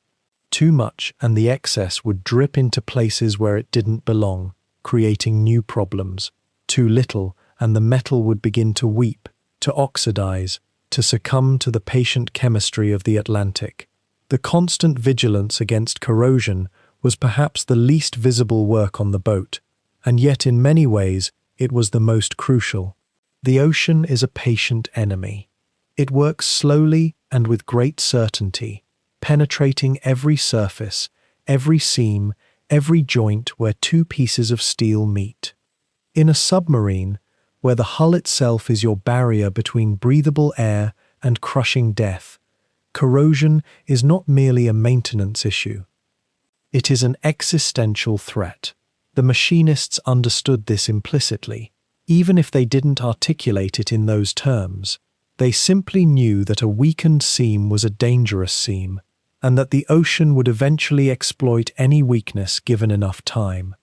Have you ever watched metal begin to fail? Truly watched it happen over hours and days? The process is hypnotic in its own way. A small discoloration appears, a faint powdering of oxide that seems almost inconsequential. And then, if left unchecked, it spreads, it deepens, it penetrates, it becomes something that compromises the integrity of the whole structure. In the engine compartment of a U-boat, this process was treated with the seriousness of a surgeon approaching a vital organ. Between watch changes, there was a seemingly endless inventory of small tasks that fell into the category of routine maintenance. The bilge had to be checked. Seawater inevitably seeped into the lowest compartments of the boat, and pumping it out was a constant necessity. Airlines had to be inspected for corrosion along their length. The battery compartment below the crew's quarters, though not a space where men regularly worked, still required periodic inspection for signs of acid leakage or chemical degradation. Seals around the periscope shafts had to be checked and sometimes replaced, a delicate operation requiring absolute precision because any failure in those seals would flood the boat in minutes. The engineers and machinists of a Type VII developed a kind of second sense about their boat. They could walk past a fitting and simply know whether the corrosion was progressing faster than it should, whether a seal was beginning to dry out, whether a connection needed preventive attention before it became urgent attention. This knowledge came partly from training, partly from the technical manuals they studied during their downtime, and partly from simple accumulated experience. A man who had spent 6 months aboard a submarine, watching the slow battle between human care and oceanic entropy, learned things that no shore-based instructor could quite convey. The diesel engines themselves required more intensive care during longer patrols. The fuel they burned was thick and prone to separation in cold water. The air filters became saturated with the salt spray that was constantly present on the boat's surface portions, and they had to be cleaned or replaced with a frequency that tested even the most patient machinist. There were fuel pumps that had to be checked, injectors that had to be verified as functioning properly, cooling systems that had to be constantly monitored to ensure they weren't becoming clogged with mineral deposits from the seawater used to cool the engines. And yet, in the midst of all this technical vigilance, there was something almost contemplative about the work. These men, moving slowly through compartments lit by the pale yellowish glow of electric lights, performing the same checks they had performed the day before and would perform again tomorrow. They existed in a kind of meditative state. The work was demanding, but not frantic. It required attention, but not conversation. The roar of the engines provided a kind of auditory insulation, a barrier between the machinist and the outside world. In that space, with your hands moving through their familiar patterns, checking what needed checking, greasing what needed greasing. It was possible to find a kind of peace. It was possible to find a kind of purpose. The machinists understood, though they might not have chosen these words, that they were engaged in an act of defiance. Each drop of grease, each careful inspection, each small repair performed before failure could occur. These were small assertions against entropy, against the ocean's patient hunger to destroy what had been built. The submarine was a machine, sustained by constant human effort and attention. Remove that vigilance, let the machinists sleep indefinitely, and the boat would begin its slow transformation into a rusted grave within weeks. And so the daily rituals continued. Throughout the morning watches, throughout the afternoon, into the evening hours, the engines hummed and the machinists moved, and the salt spray slowly, patiently tried to reclaim what had been taken from it. It was work that would never be truly finished, a battle that could only be held to a draw. But that draw, that maintenance of equilibrium between human care and natural decay, was precisely what kept the boat alive beneath the waves. The morning deepens now into a rhythm older than the war itself. The boat has been surfaced since before dawn, and the diesel engines settle into their steady drone, a sound so constant that the crew stops hearing it the way you might stop hearing your own heartbeat. Outside on deck, the Atlantic rolls in long grey-green swells, the horizon stretching flat and empty in all directions, and somewhere in those coordinates, the lookouts know, there might be convoy smoke rising at any moment. But for now, the hours belong to the mechanics of persistence. The Type VII was never designed to run on batteries alone for long. Those lead-acid accumulators stored beneath the floor plates were meant for short, desperate submerged sprints, for evading an escort, for positioning beneath a target, for the final crushing seconds when diving deep was the only remaining choice. To truly hunt the Atlantic convoys, to cross those vast distances where the prey might appear on any day or never at all, the boat had to breathe air and burn diesel. And so she rises into daylight like some mechanical creature surfacing to drink, her engines burning fuel that was never plentiful even before the war shortened supply lines, consuming themselves in the business of charging batteries that would give her perhaps 12 hours of silent running once submerged. The crew knows this rhythm now as they move through the mid-morning hours. There is a strange duality to it, this time on the surface in broad daylight. The boat is most vulnerable now, visible, slow, unable to dive quickly with dead batteries, yet also most alive, most powerful, most able to hunt. The diesels hammer away in the engine room, where two men sweat through their shirts, monitoring gauges, checking fuel consumption rates, listening for any change in the engine note that might indicate a problem. The air down there is thick with heat and the smell of burned diesel, and the noise is loud enough that conversations must be shouted or conducted in hand signals. They are the pulse keepers of the U-boat, these men. Without them, there is no motion, no charging, no life. Topside, on the bridge wing, the captain stands with his chief quartermaster and a rotating pair of lookouts, all of them slowly sweeping the horizon with binoculars that are somehow both essential and nearly useless across the emptiness of the Atlantic. The sea meeting the sky in that faint grey line is where everything happens and nothing happens in equal measure. Days can pass with that horizon perfectly empty, the ocean itself appearing to have no memory of all the ships that have sunk into it. And then something materializes, a smudge, a plume, the angular shape of a mast, and time compresses into something urgent and terrible. But it is mid-morning now, perhaps 10 o'clock or 11, though the clock below deck reads whatever time the boat has kept for the last 2 days or week or month. There is something about being submerged that makes time lose its anchor. You cannot see the sun's arc. You cannot feel the subtle shift in light that tells you it is morning or afternoon. You know the time only because you are told the time, and after long enough underwater, even that becomes somewhat abstract. The surface gives you back the sun, at least, gives you back the proof that the day exists. And the crew might step outside the conning tower and feel it on their faces for a few moments before returning to the narrow corridors and the machinery that keeps them alive. The batteries below are charging now, accumulating that invisible electrical life that will allow the boat to become silent, to become a ghost. This is perhaps the strangest paradox of the Type VII design, that her greatest power came from her greatest vulnerability. Submerged, she was nearly invincible to most of the escort vessels that hunted her, but only for a time.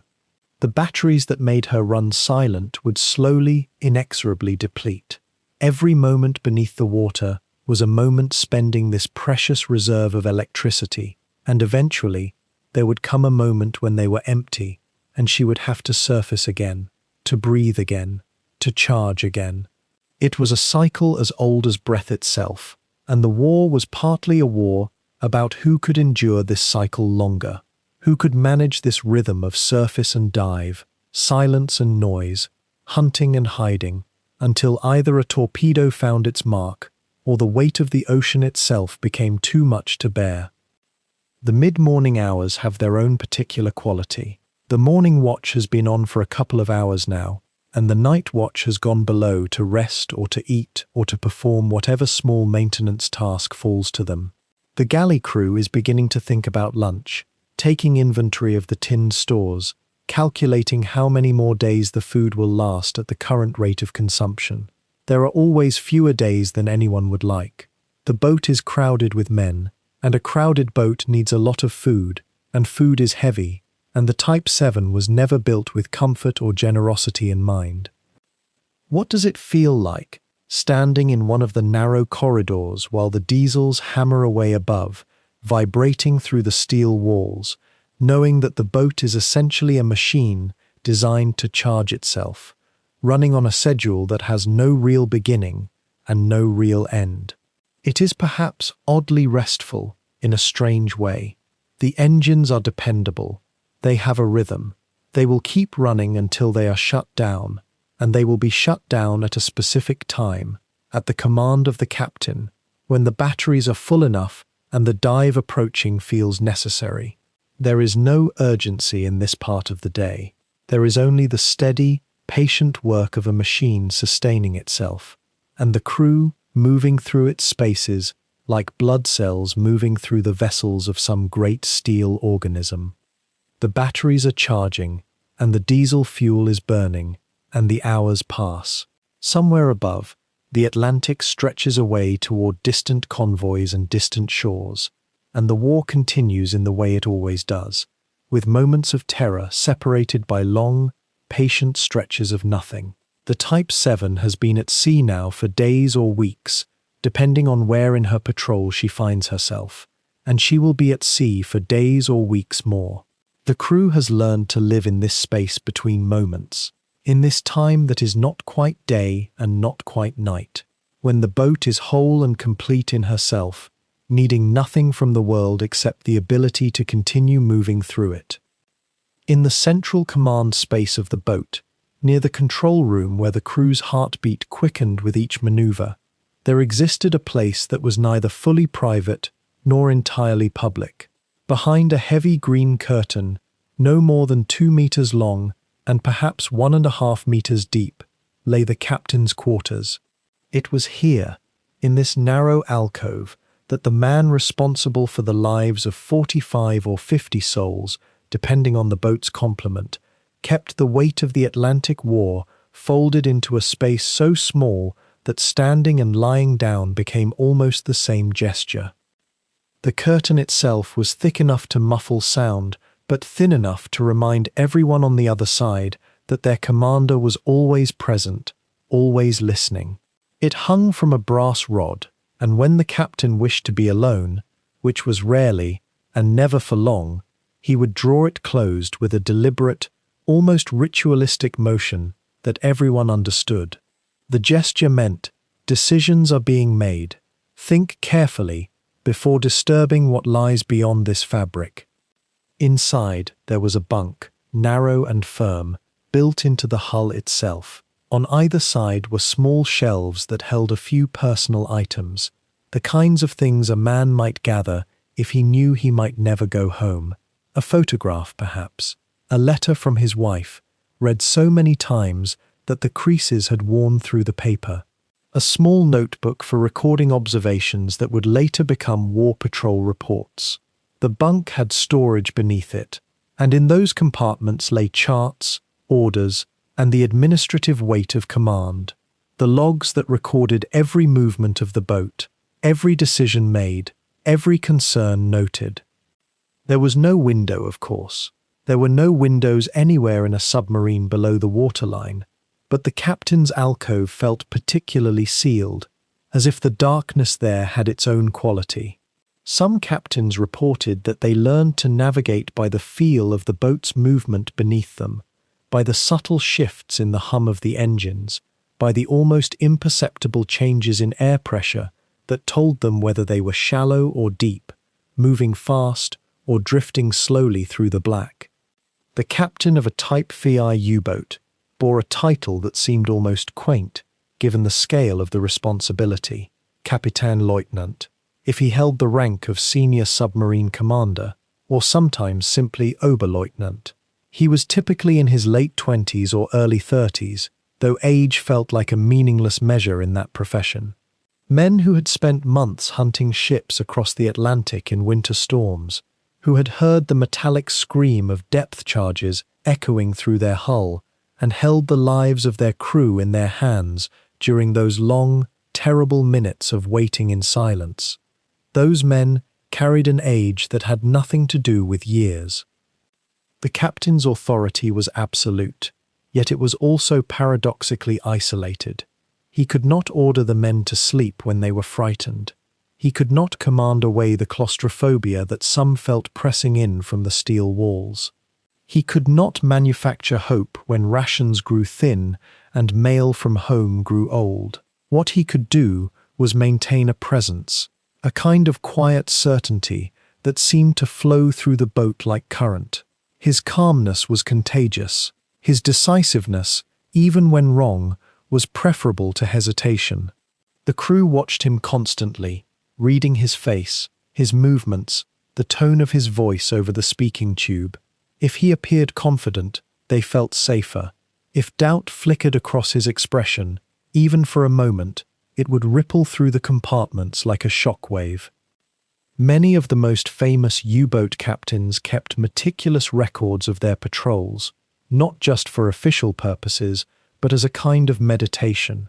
Writing, it seemed, was one way to manage the peculiar pressure of isolation within confinement. You were alone, yet never alone. You were responsible for every person in the boat, yet you could not control the sea, could not control the enemy, could not even control what happened to your own orders once they left your lips and spread through the narrow corridors of steel. The captain's bunk, when he finally laid down in it, was positioned so that he could hear everything. The slightest change in engine tone, the whisper of compressed air being released from the ballast tanks, the soft footstep of a sailor moving through the adjacent compartment, all of it reached him. Some captains reported that they never truly slept during patrol. They would rest, certainly, their eyes closed and their body motionless, but part of their mind remained alert, listening, waiting. There is a kind of sleep that soldiers and sailors know, a conditional rest that can be shattered in an instant by the wrong sound. The captain lived in that state almost constantly. The decisions that fell to him were the kind that had no good answer. Whether to dive when a merchant ship appeared on the horizon, knowing that diving meant you might lose the target to darkness or speed. Whether to risk surfacing to pursue a convoy, exposing the boat to detection but gaining the advantage of speed and the deck gun. Whether to take men deeper than the boat was theoretically designed to go, pushing the safety limits when it became necessary to evade a destroyer's depth charges. Whether to continue hunting when the crew was exhausted, when illness had spread through the boat, when the food supplies were genuinely running low. Behind that green curtain, these calculations happened. They happened in the captain's head, sometimes spoken aloud as he wrote them down, sometimes considered in complete silence. The curtain itself became a symbol of something that perhaps no one fully understood at the time.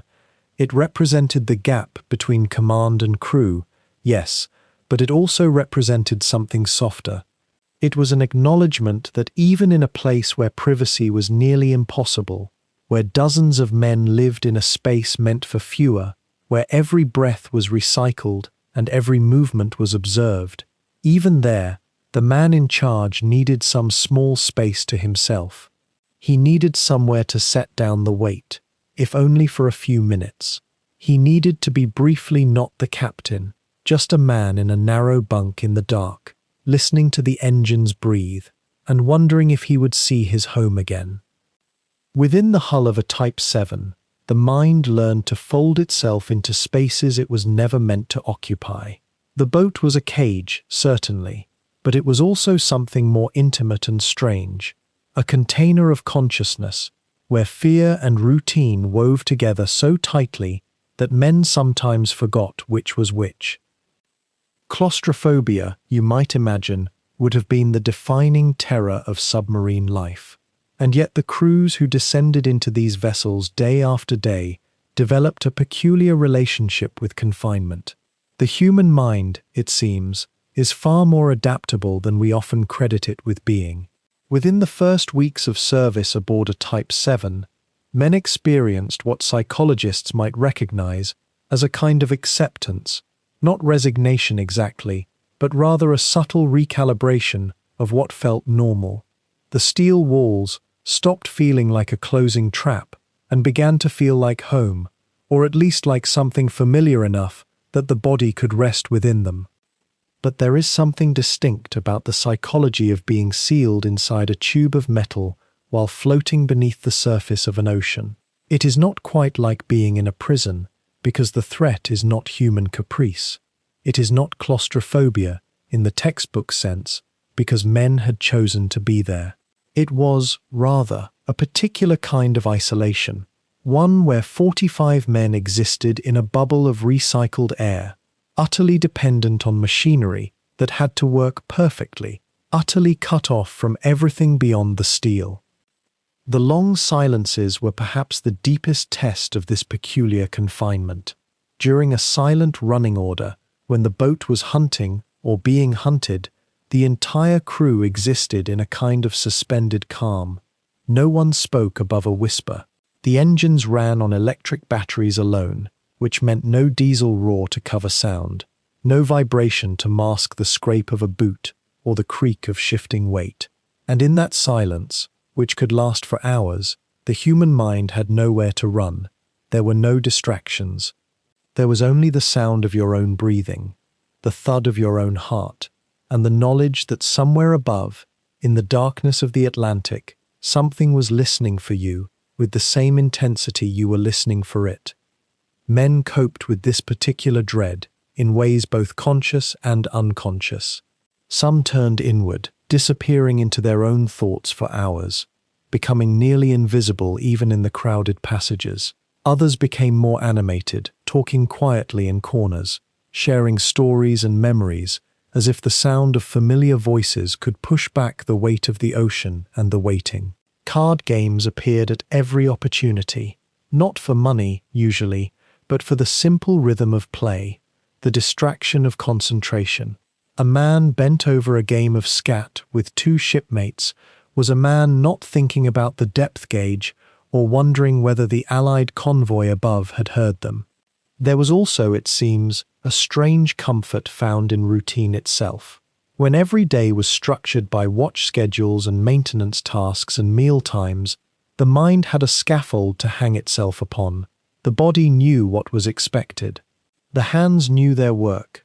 A sailor checking the valve pressures on a diesel engine for the 100th time was engaging in a ritual that had become almost meditative, and in that meditation, the larger terror could recede into the background, at least for a while.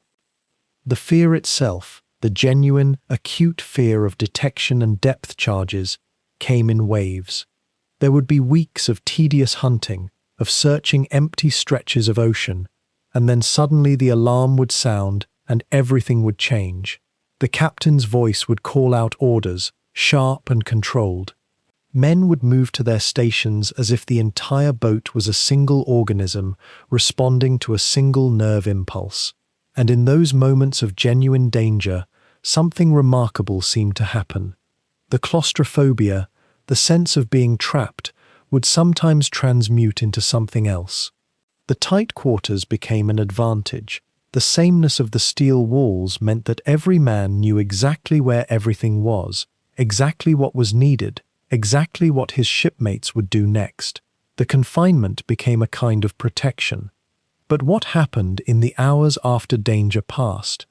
When the depth charges had fallen away and the boat had slipped deeper into silence, when the immediate threat had receded, but the knowledge of it remained fresh in everyone's mind, those long stretches seemed to have been where the true psychological weight accumulated. Not in the moments of crisis, which demanded action and focused attention, but in the waiting afterward, the exhaustion that came not from physical exertion, but from sustained alertness, the peculiar loneliness of being surrounded by 44 other men while feeling utterly isolated in your own fear. Some historians have noted that submariners developed a kind of dark humor about their situation, the gallows humor of men living perpetually on the edge of catastrophe. Jokes about leaks, about torpedoes, about being depth-charged became a way of speaking the unspeakable, of acknowledging the danger without being consumed by it. Laughter in a confined space has a particular quality to it. It expands, it fills the air, it reminds you that you are alive and aware and not yet undone. The social dynamics of the boat also served a psychological function. Hierarchy was strict, and yet something curiously democratic happened in the shared ordeal of submarine service. A man's worth was determined not by his rank or his social background, but by whether he could do his job when it mattered, whether he could be relied upon when the pressure mounted. In that environment, the walls between officers and enlisted men became slightly more permeable than they might have been elsewhere in the Navy. Not truly democratic, but less rigidly hierarchical. Men depended on each other too completely for strict formality to survive for long. Sleep itself became both necessity and luxury in this confined world. To sleep meant to surrender control, to trust completely in the men on watch above you or around you. And that surrender seems to have carried a kind of peace. In sleep, the mind could escape the cage. In sleep, a man could dream of open air and distant horizons. Many submariners reported that they slept more soundly below the surface, paradoxically, than they ever did ashore. The constant hum of the machinery, the gentle sway of the boat, the knowledge that 44 other men were awake and watching while you rested, all of this could lull the mind into a kind of surrender. How does a human being bear the unbearable? The answer seems to be that we do not bear it all at once. We bear it moment by moment, hour by hour, watch by watch. We fill the spaces between the terrible things with routine and camaraderie and dark jokes and sleep. We adapt. We fold ourselves into steel boxes and learn to call them home. And perhaps most remarkably, we find in the shared ordeal something that resembles, if not quite peace, then at least a kind of meaning. The midday sun has climbed high enough now that the bridge watch can feel its warmth through the conning tower hatch, that small square of light which is almost the only window to the world above. The diesel engines have been running steadily for hours. Their rhythm becomes so familiar to the men that they no longer notice it the way they might have on the first day, weeks ago, and the batteries have been steadily drinking in the charge they will need for what comes next. A message arrives at the captain's alcove, a quiet word from the chief engineer, and through the narrow corridors the word spreads in the way such things spread aboard a U-boat, not hurried, never hurried, but certain. The crew knows what this means. the practice dive, the moment when a boat built for the depths must remember what it was made for, when steel and discipline and procedure will all be tested together in that strange dance between control and the enormous pressure waiting just beyond the hull.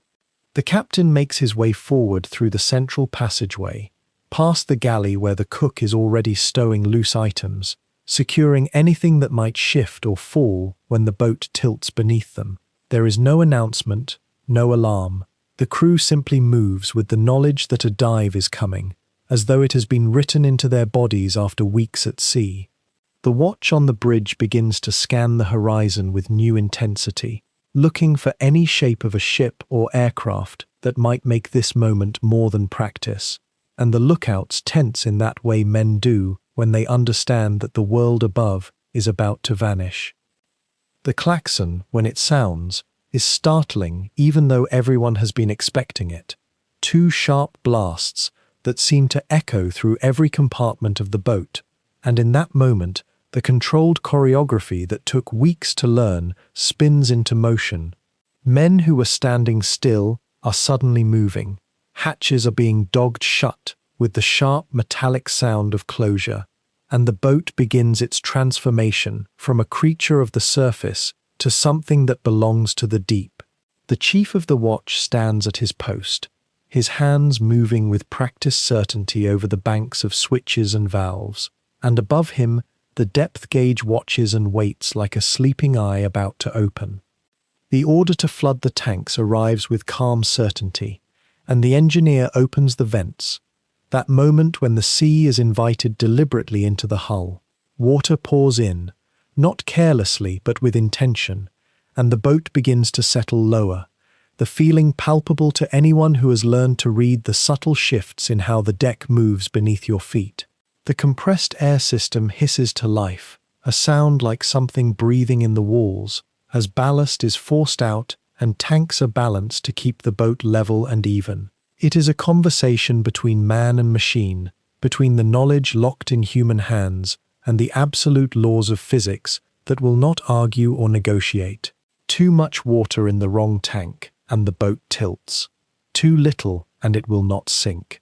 The chief watches his gauges with the kind of attention that exists somewhere between meditation and obsession, making minute adjustments, understanding through long practice exactly how much pressure is needed, exactly when to stop. The periscope depth arrives quietly, and for a moment the boat hangs between two worlds, the tips of the antenna just above the surface, scanning for danger. The men are still now, or as still as men can be when they are contained in a vessel that is actively sinking and depends entirely on their skill to rise again. Above, the world continues as it always does. The wind still pushes at the waves, the sun still illuminates nothing, and somewhere in the distance a seabird cries out. But here, in the iron cylinder beneath the waves, there is only the sound of machinery and breathing, and the endless conversation between men and their instruments. The order to take the boat deeper comes with the weight of intention behind it. The vents open further, and more water pours into the tanks, and now the boat descends in earnest, leaving behind the space where light can still penetrate. The depth gauge needle moves steadily, marking the meters as the sea embraces the hull from all sides, and the pressure outside increases with a physics that is both exact and somehow miraculous in its certainty. 100 meters, 120. The depth at which the boat becomes genuinely silent, where the surface world has vanished completely, and the only reality is this iron cocoon and the men inside it, and the absolute darkness that presses against every rivet and seam. This is the moment when something shifts in the quality of the air itself. The diesel engines are shut down now, no longer needed, and the electric motors that have been waiting beneath the keel hum into life with a quietness that seems almost impossible given what these machines are being asked to do. The sound is so different from the rough thunder of the diesels that some of the crew have to adjust their sense of normalcy, their understanding of what safe sounds like. The ventilation system continues its work, the air being scrubbed of carbon dioxide and distributed once more through the corridors, and the men move through the boat with that special kind of attention that comes only when one understands that the slightest mistake, the smallest miscalculation, could mean the difference between returning to the surface and becoming permanent residents of the Atlantic floor. The crew's stillness at depth is almost ceremonial in its completeness. Orders are given in hushed voices, and there is between the men an understanding so complete that often only a gesture is needed, a pointed finger, a slight nod. The sonar operator sits in his small space, headphones clamped to his ears, listening to the world through sound rather than sight, and his face wears the concentration of someone who has learned to translate the language of water and metal into knowledge. In the engine room, the men monitor gauges and dials, watching for any sign that something is not as it should be, knowing that down here there is no place to go when something breaks, no friendly ship to signal for help, only the depths that wait and the relentless laws of buoyancy and pressure. The practice continues for hours, the boat moving through the depths at a steady pace, covering distance while leaving barely a trace. The men who are not actively working rest in their bunks, or sit quietly, or write letters that will never be sent, and there is a kind of peace in the motion of the boat beneath them, a rhythm that has become more familiar than the rhythm of the world above. The batteries that took so long to charge are now being quietly consumed, and somewhere in the boat, someone is keeping track of how long this can continue, understanding with perfect clarity exactly when they must begin the ascent, when the surface must be reached again, or there will be no power to reach it at all. Time moves differently at depth. There are no hours visible, no markers except the clock face and the gauges, and a man could easily lose track of whether he has been beneath the waves for minutes or for days, so completely has the rhythm of the boat replaced the rhythm of the world. The practice dive exists in this strange space where danger is mostly theoretical, where the boat is tested but not truly threatened, where the crew can rehearse the choreography of emergency without facing actual emergency. But for all that it is practice, there is still something primal about it, something that touches the deepest part of being human, this knowledge that they are inside a machine in the depths, alive only because of the skill of the men around them, protected only by steel and discipline and the hope that nothing will go wrong. The order to surface comes as a kind of relief, though it arrives almost reluctantly, for there is something in the boat at depth that holds men in a kind of spell, a quietness that speaks to something older than reason. The vents are opened to blow the ballast tanks, and compressed air hisses again through the darkness, pushing water out and away, and slowly, so slowly that it is almost imperceptible at first, the boat begins to rise. The pressure eases, the depth gauge needle moves backward through the numbers, and as the meters of water above decrease, it is almost as though the boat is remembering how to breathe. The surface seems impossibly distant even when it is only tens of meters away.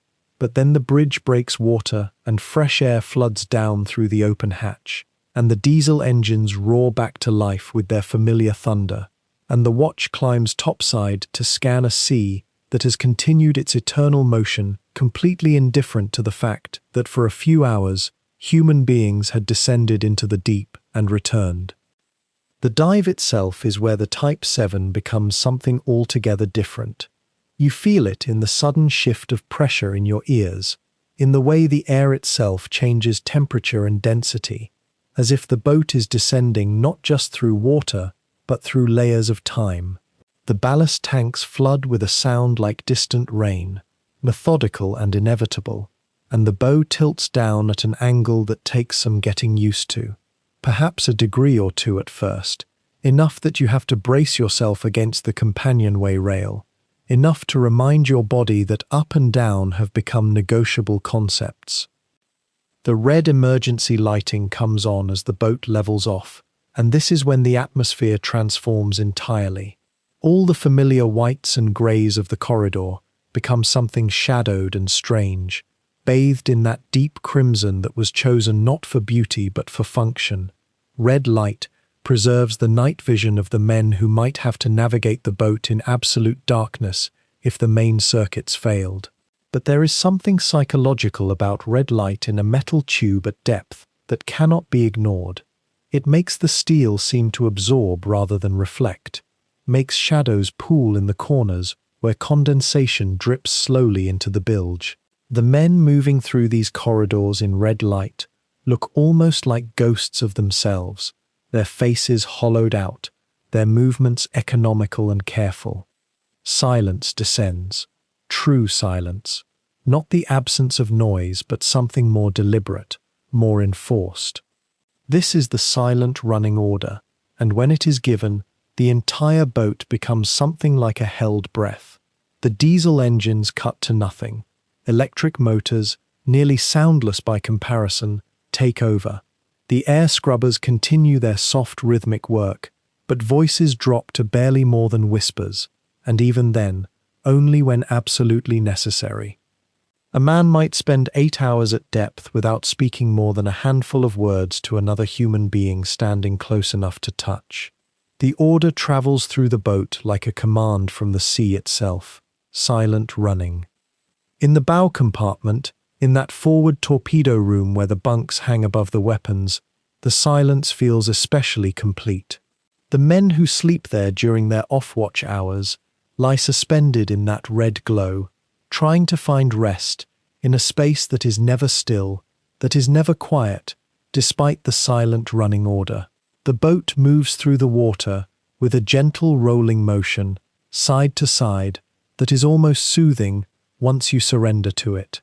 The bunks are suspended on chains from the ceiling, and if you were lying in one, and some of these men would spend 4, 6, sometimes 8 hours at a stretch in these narrow fabric-lined compartments, you would hear the sound of the boat itself, the small creaks and adjustments of metal and water pressure, the distant hum of the electric motors that now carry you deeper. But the heart of silent running, the very center of it, is the sonar room, or what the crew called the hydrophone station. Here, in a space barely larger than a broom closet, a single man sits with headphones pressed against his ears, listening. This is perhaps the loneliest position in any submarine. The sonar operator wears his headphones like a crown of thorns, and what he hears is everything. The distant pulse of a ship's propellers miles away, the ping of an enemy sonar bouncing off the hull, the groaning of the boat itself as it settles into the depths. He is the ears of the boat, and his responsibility is absolute. A sound misheard, a frequency misidentified, could mean the difference between the crew's survival and their entombment. The headphones he wears are primitive by modern standards, but within those phones is the entire auditory world of the Atlantic. He might listen for hours to nothing but the ambient sound of the ocean, the very distant engine noise of a ship 30 kilometers away, the occasional click and chirp of whatever mysterious life exists in the depths below. And then, suddenly, the sound changes. A new frequency appears. Engine noise, definitely. Getting louder, closer. The operator's body language does not change. He does not cry out. He reaches down to a speaking tube, a brass pipe that connects him directly to the captain, and he whispers something that only one man on the entire boat will hear first. This is the mechanism by which information becomes intelligence, becomes decision, becomes action or inaction. The rest of the crew feels these communications happening around them without hearing them directly. There is a kind of telepathy that develops among men working in these conditions, a sensitivity to the smallest changes in routine or command structure. When the sonar operator finds a target, everyone knows it within minutes, though nothing may be explicitly said. The boat's pace might change slightly. The angle of descent might shift. A man might glance up from whatever task he is performing, make eye contact with another man across the companionway, and in that glance acknowledge the presence of danger and the discipline required to do absolutely nothing about it, at least not yet. This is where the true weight of silent running reveals itself. It is not in the mechanics of the boat, not in the engineering or the physics, but in the human psychology of enforced stillness and enforced silence. 20 or 30 or occasionally more than 40 men, depending on the class of boat and the mission duration, confined in a space that measures perhaps 6 or 7 meters at its widest point and 70 meters in length, moving through water at speeds of 4 or 5 knots, and absolutely forbidden from making any unnecessary noise or movement. A man might need to use the toilet. There is only one, positioned in the bow compartment, and the sound of flushing is muffled by a complex system of valves. But even this sound, in the profound quiet of silent running, seems to announce itself through the entire boat. He must plan to do this during his watch change, or request permission from the captain. A man might cough. This becomes an exercise in restraint, in drawing the cough up from his throat and suppressing it through sheer force of will, or in stepping into a less critical area of the boat, where a cough might not be heard as clearly by the sonar operator or transmitted as vibration through the hull. Food is eaten cold during silent running because the galley stove cannot be used.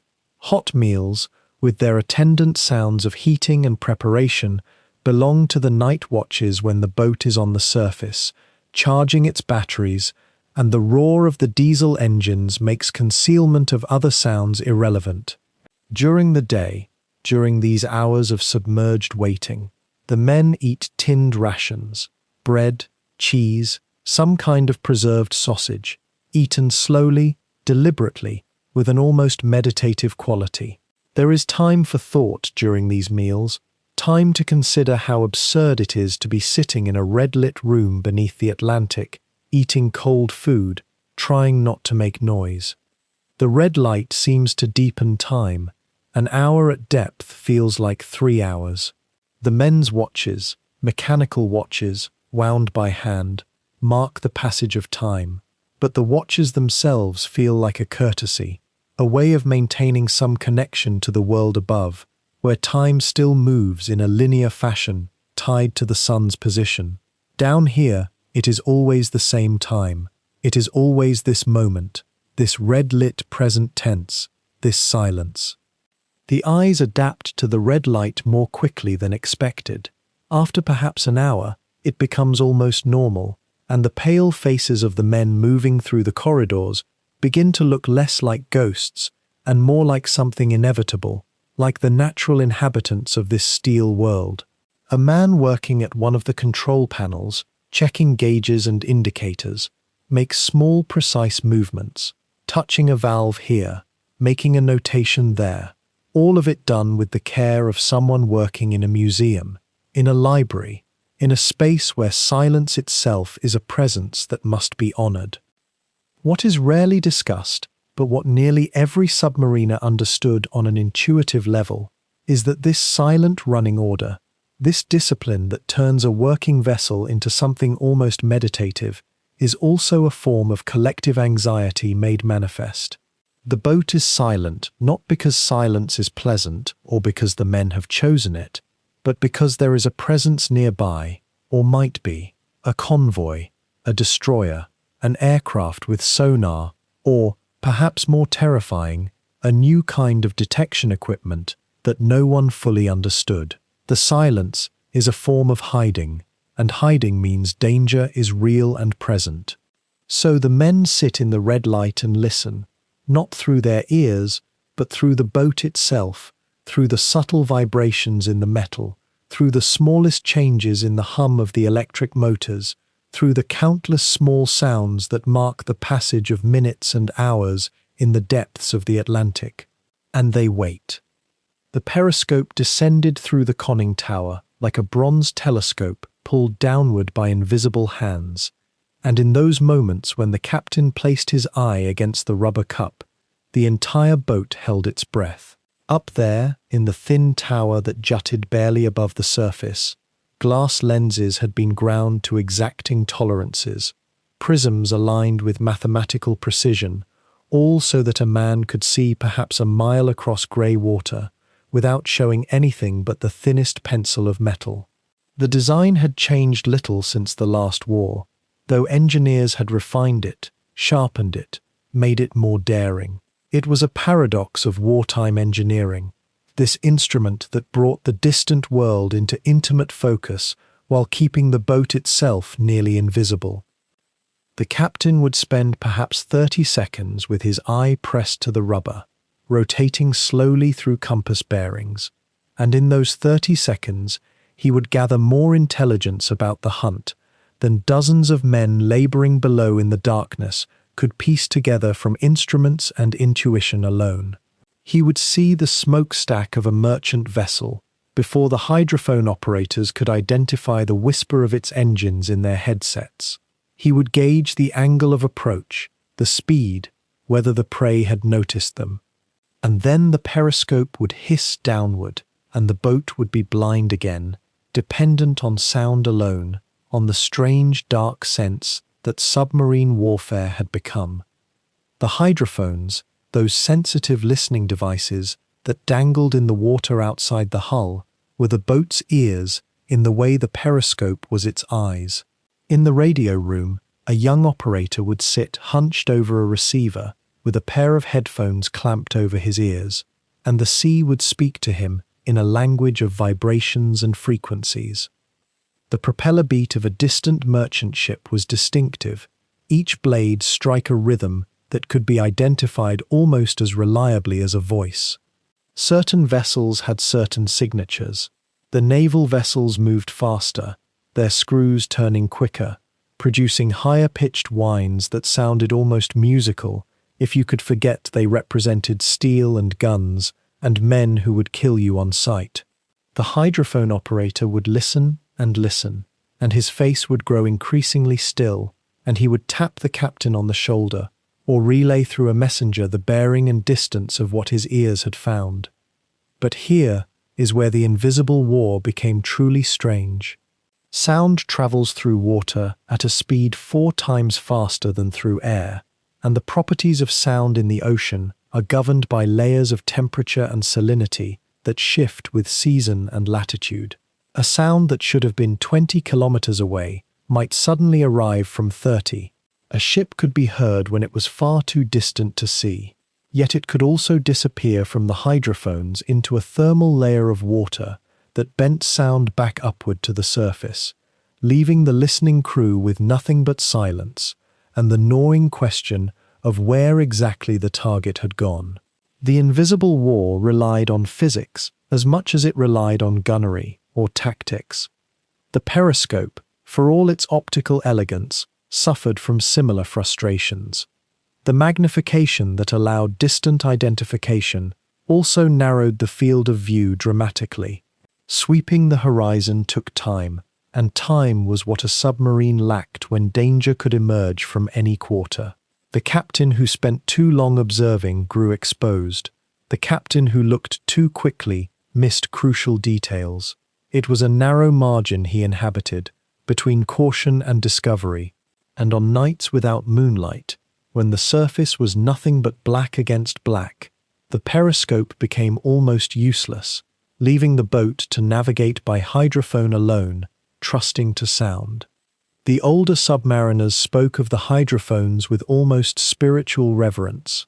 These devices were mechanical, passive, requiring no electricity beyond what was needed to amplify the signal, making them far safer than active sonar, which would announce the boat's presence to every listening ear in the Atlantic. The hydrophone operator developed almost supernatural sensitivity. He could hear, in the white noise of ocean, the footsteps of engines kilometers away. He could distinguish between the rhythmic throb of a convoy moving in formation and the erratic patterns of a scattered group of independently routed ships.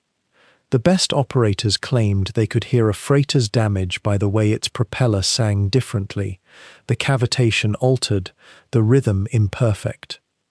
Imagine lying in near darkness, headphones fastened to your skull, your entire world compressed into sound, the hum of your own boat's motors, which you filtered out almost unconsciously, the occasional creak of the hull as pressure changed with depth, the strange knocking and banging that could be ice, or whales, or ships breaking apart in the distance, and you would never be quite certain which.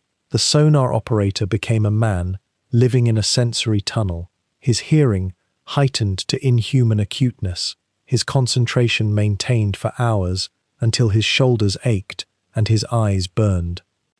What the periscope and hydrophones represented, together, was a form of warfare that depended almost entirely on perception. A U-boat was weakest when detected, yet detection came through senses that could be fooled, through instruments that had blind spots and limitations. The captain who trusted his instruments absolutely was as vulnerable as the captain who ignored them. There existed a strange balance between the optical and the acoustic, between what could be seen through glass and what could be heard through water. The crew's awareness of this balance was rarely explicit, but it governed every decision made during the hunt.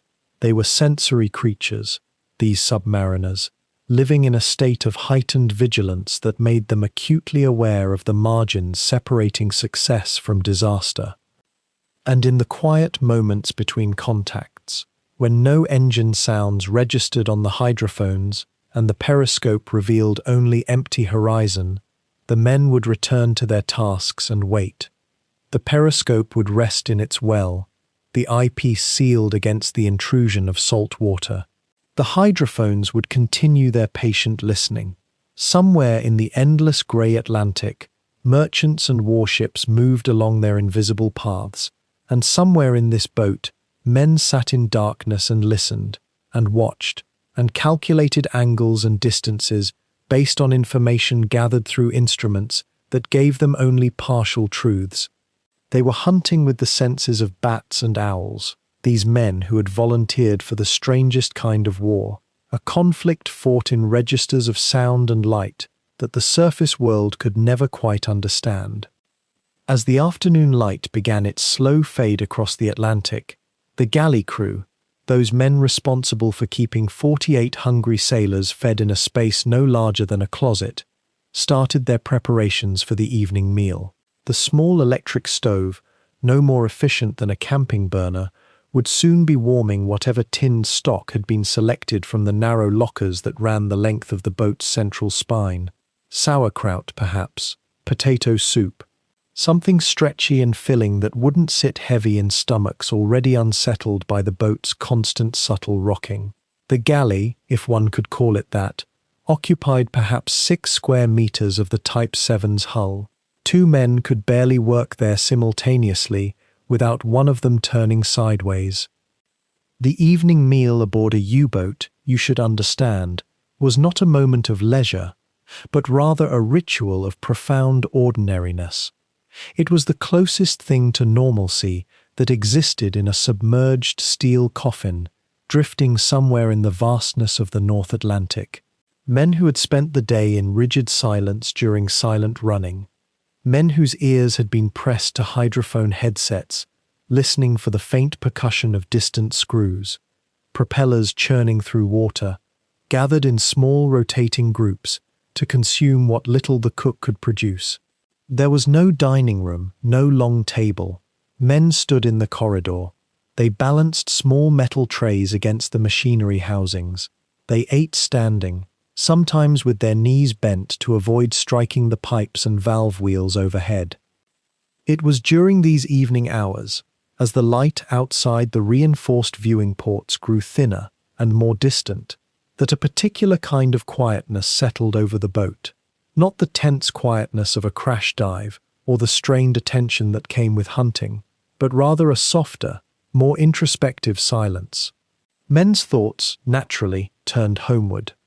In the crew's quarters, those narrow bunk spaces stacked 3 high, sometimes with a 4th man sleeping on a mattress spread across a torpedo, men would find themselves reaching for small, worn objects they'd kept hidden in waterproof cloth. Photographs mostly. A snapshot of a woman in a light dress standing in front of a house in Kiel or Hamburg. A child, no more than 3 or 4, squinting into a bright sun that no longer seemed to exist in the grey, submarine world. An elderly mother, her face creased but dignified, holding a dog. These images, faded from repeated handling, protected by layers of cloth that had long since absorbed the moisture of the air and the sweat of men's hands, were perhaps the most valuable possessions aboard. More valuable than cigarettes, more valuable than the letters that came rarely and were read until the paper was soft as cloth. Letters.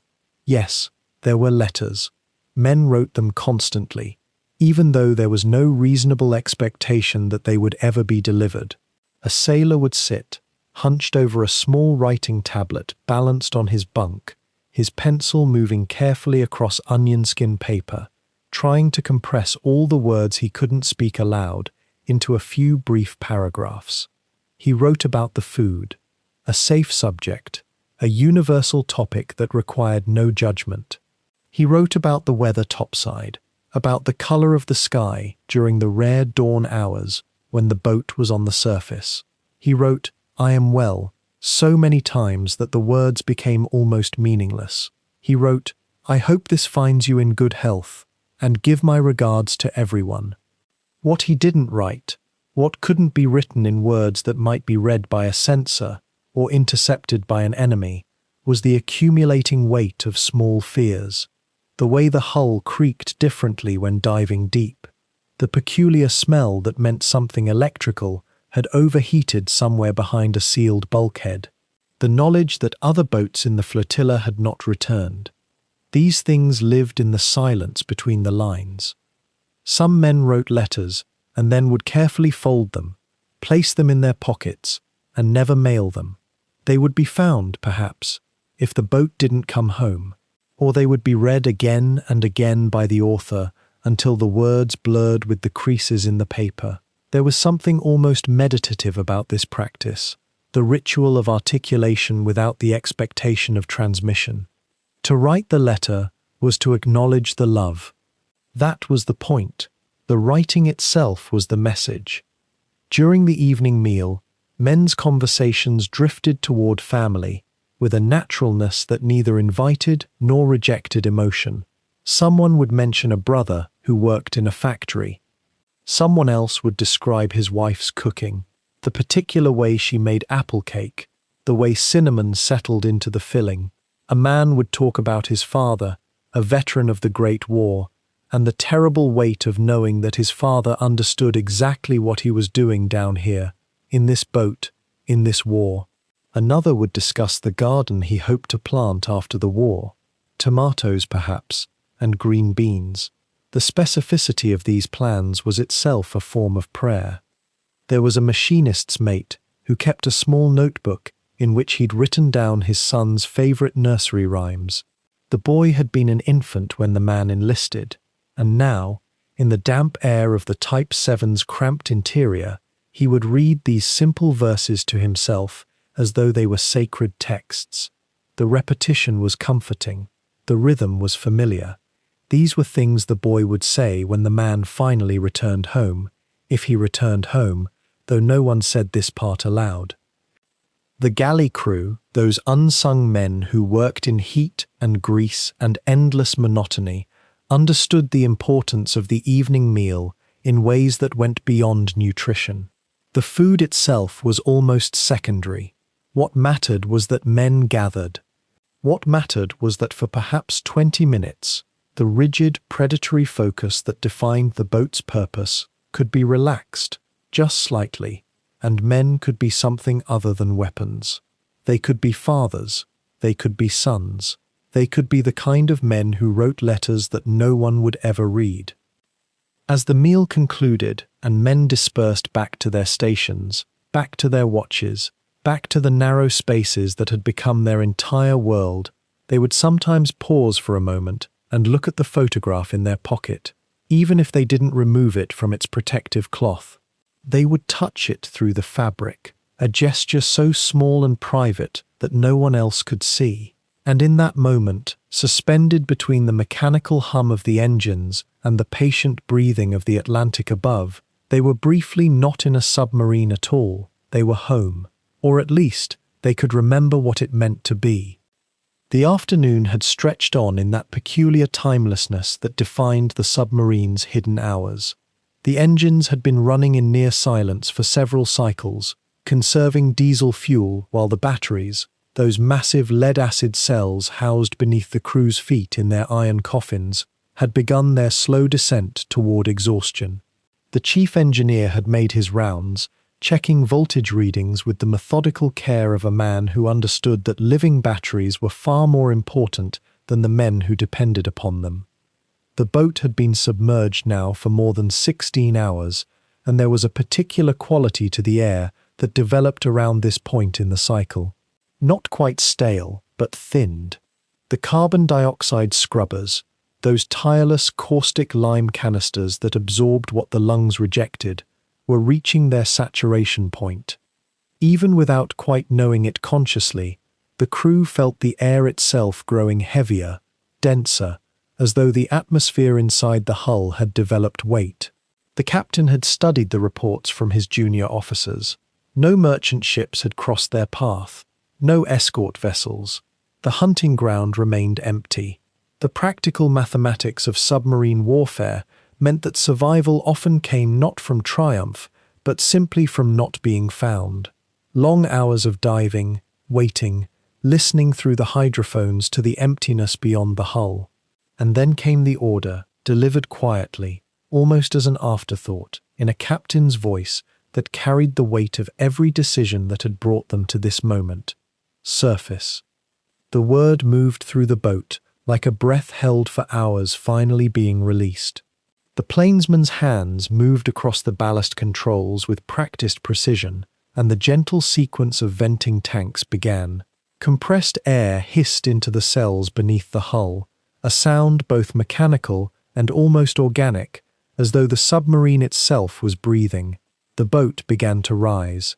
There was no drama to it, not in these waters, not in this twilight hour when the Atlantic stretched empty beneath a sky that was beginning its slow transformation from the grey of afternoon towards something deeper. The bow tilted upward almost imperceptibly. Men steadied themselves against railings that had become second nature to their palms.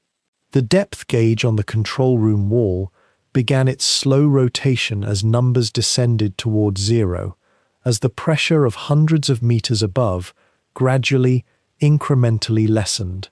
The hiss continued, the rise continued, and then came the moment when the periscope broke surface. The watch officer who was topside, or who would be in the next few seconds, had already unlatched the bridge hatch. It hung open above, and through that narrow passage of iron came something that no mechanical filter could simulate, no recycled breath could reproduce: salt.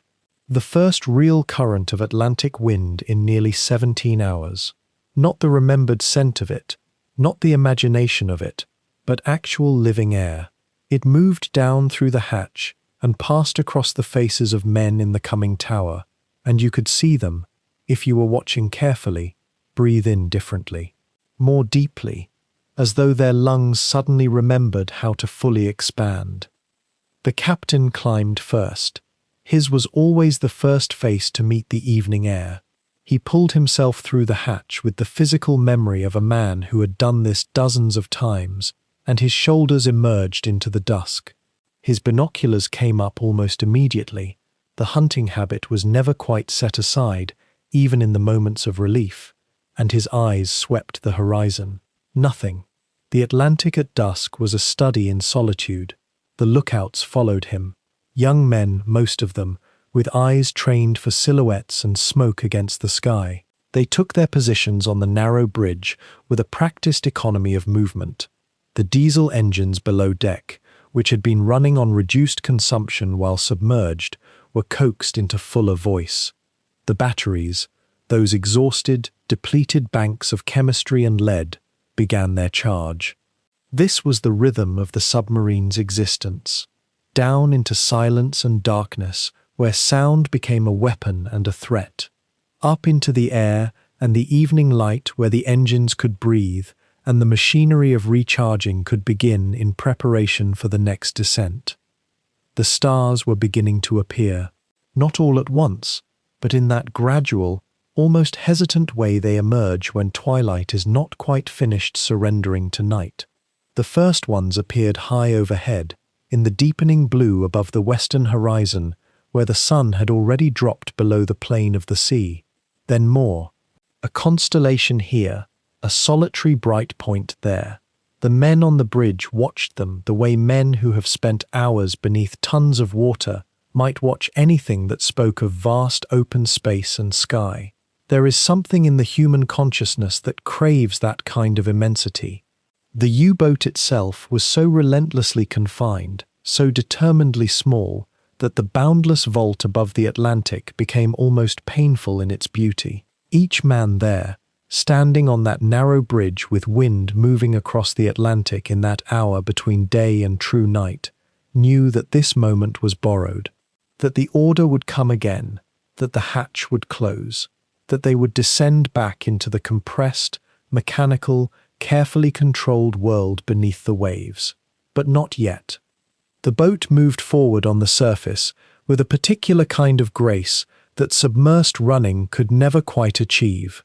The hull that had been so awkwardly confined while underwater, that had required constant attention to trim and ballast and the precise distribution of weight, became almost elegant on the surface. The diesel fuel pumped down through hoses from the large deck tanks, or was drawn directly from the sea itself if the storage compartments above were full. The batteries, those patient, exhausted accumulators, began their slow return to capacity. In the engine room far below, the chief engineer and his men worked in the mechanical warmth and the familiar sound of the engines at full voice. They understood, all of them, the mathematics of this cycle. The longer they remained on the surface, the longer they could run submerged. The longer they could run submerged, the greater the distance they could cover, the more water they could search, the better their chance of finding what they had come into the Atlantic to find. But there was also the mathematics of danger. Every moment on the surface was a moment when they could be spotted. The darkness was their ally now, the gathering dusk, the fact that the British convoy routes and patrol lines were distant enough that this small section of Atlantic remained, for now, unclaimed and unobserved. The captain lowered his binoculars for a moment. His face, in the last light of evening, carried the particular exhaustion of a man who had learned to make decisions that might determine whether he saw another dawn. Around him, the crew on the bridge maintained their vigilance with the quiet focus of men who had learned that inattention and Atlantic warfare could not coexist. One of the lookouts, a young man from somewhere in Germany whose name and hometown and perhaps family, perhaps all of those things, were known only to a handful of people in the boat, allowed himself to look up at the stars that were now quite distinctly visible. The North Star was there, Polaris, the same star that had guided navigators for centuries, that had looked down on countless ships and countless skies and countless moments of human longing and loneliness. The young man, and he was very young, perhaps 19 or 20, did not let his gaze linger there for long. The duty of watching the horizon demanded his attention. But for just a moment, there had been that connection to something vast and ancient, and entirely indifferent to the machinery and the danger and the confined existence unfolding around him. Below decks, in the cramped quarters where men moved in their careful, practiced patterns, the word spread that they were on the surface. There was nothing official about it. No announcement was needed. The sound of the diesels at full power made it obvious. The quality of the air, even the recycled air that continued to circulate through the boat, carried a certain freshness that only happened during these hours, when the hatches above were open, when ventilation pipes were drawing from the world outside, rather than from the exhausted reserves within. Men moved with a slightly different rhythm.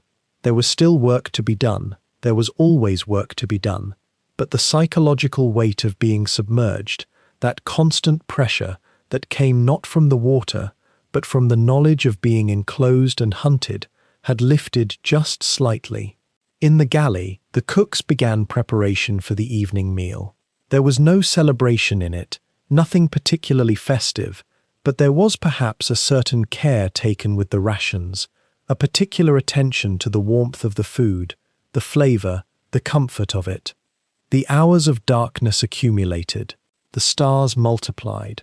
The moon, which was past its fullness but still substantial and present in the sky, began to rise over the eastern horizon. The boat maintained its course and speed, following the routes and the charts and the calculations that the captain and the navigator had worked through during the submerged hours. There was no storm. The Atlantic, in this moment, was almost benign. The swells were moderate. The wind was from the west and steady. The kind of conditions that allowed a U-boat to charge its batteries and cover distance, and maintain the hunting posture that was the entire reason for its existence. And in the small hours of this emerging night, while the boat cut through the dark water, and the stars wheeled overhead, and the machinery below deck hummed with the honest work of regeneration and propulsion, the crew existed in that liminal space between one cycle and the next. Between descent and rising, between the silence of the depths and this temporary reprieve of air and motion, and the companionable sound of engines doing what they had been built to do. The sea, on most nights, offered nothing at all, just the endless roll of dark water beneath a darker sky, the bow cutting through swells that seemed to rise and fall with the breathing of something vast and indifferent. The U-boat's diesel engines droned on, hour after hour, pushing the hull forward through waters where convoys were said to pass, where merchant ships laden with supplies and steel, and men moved in ragged formations toward Britain. But finding them was another matter entirely. It was like hunting in an enormous room with the lights turned off, knowing that your prey was in there somewhere, but having only the thinnest whisper of evidence to guide you. Most of the hunt was emptiness. Days and days of it. The crew would stand their watches, scan the horizon through binoculars, listen through the hydrophones for the telltale rumble of distant screws, the propellers of a distant ship. But the Atlantic in wartime was mostly silence and solitude, broken only by the mechanical sounds of your own vessel.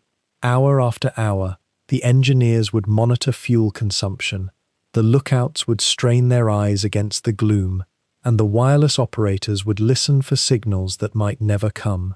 The boat would cruise on the surface when it could, when visibility was poor enough to keep them hidden, charging the batteries that powered their underwater advantage, knowing all the while that danger was less a presence than a possibility, a shadow that might materialize at any moment or might never appear at all. What did a U-boat captain feel during these long stretches of nothing? There is some debate among historians about the emotional weight of such patrols, though many accounts suggest a peculiar form of exhaustion. Not the quick, searing exhaustion of combat, but something slower and more wearing, the fatigue of sustained vigilance, of readiness that might never be called upon. A captain might go weeks seeing nothing but empty horizon, nothing but the phosphorescent glow of disturbed water at night, and all the while knowing that this nothingness could change in seconds. The mathematics of convoy hunting were brutal. A U-boat might patrol for weeks, covering thousands of square kilometers, spotting nothing. Then, on a night when conditions happened to align just so, poor visibility, a straggler separated from its formation, a navigation error on the part of the escort, everything would happen at once. The emptiness would rupture, the routine would shatter. For the younger sailors in the crew, men in their early 20s who had never known war, except through the lens of this steel tube, the emptiness presented its own kind of psychological challenge. What kept you alert when nothing happened for days? How did you remain in a state of readiness when readiness seemed pointless? The mind tends toward restlessness or toward numbness, often both in turn. A sailor might find himself gripping the periscope during his watch, scanning the same sectors of ocean over and over, developing an almost hypnotic rhythm to the motion.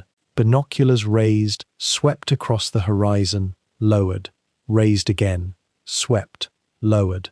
Your eyes would begin to play tricks. Every distant glint of moonlight on a wave might be a funnel. Every dark shape on the horizon might be the silhouette of a cargo vessel.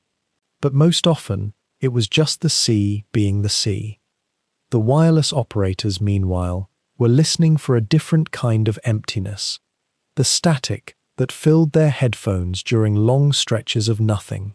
They would tune across frequencies, listening for the Morse code of distant convoys reporting their positions, for the coded signals of other U-boats, for any indication that somewhere out there, in this vast dark ocean, something was happening. The Allies, by this point in the war, were growing increasingly careful with their radio traffic, knowing that every transmission was a risk, so the operators would sometimes listen to nothing but hiss and crackle, the sound of the ocean compressed into electrical pulses, and this too was a form of loneliness. You were listening for voices that might never speak, and yet there was a strange, almost meditative quality to these empty patrols that some surviving submariners described in their post-war accounts. The absence of stimulation became its own stimulus. The crew would fall into deeper, more natural rhythms.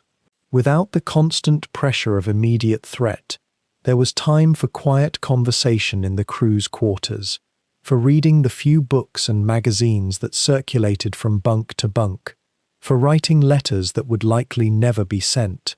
There was time to think about home, perhaps too much time. A sailor might find himself staring at the curved steel wall of his bunk, the same view he had known for weeks, and wonder if his family was receiving the postcards he had managed to mail before deployment, if they were worried about him in ways he could no longer quite imagine from within this floating iron coffin. The hunt itself, when you thought about it in those quiet hours, was a form of absurdity. A convoy moving across the Atlantic might stretch for kilometers, dozens of ships sailing in formation, escorted by destroyers and corvettes. A single U-boat, with a maximum underwater speed of just 8 knots when submerged, could not outrun such a formation. It could not pursue it indefinitely.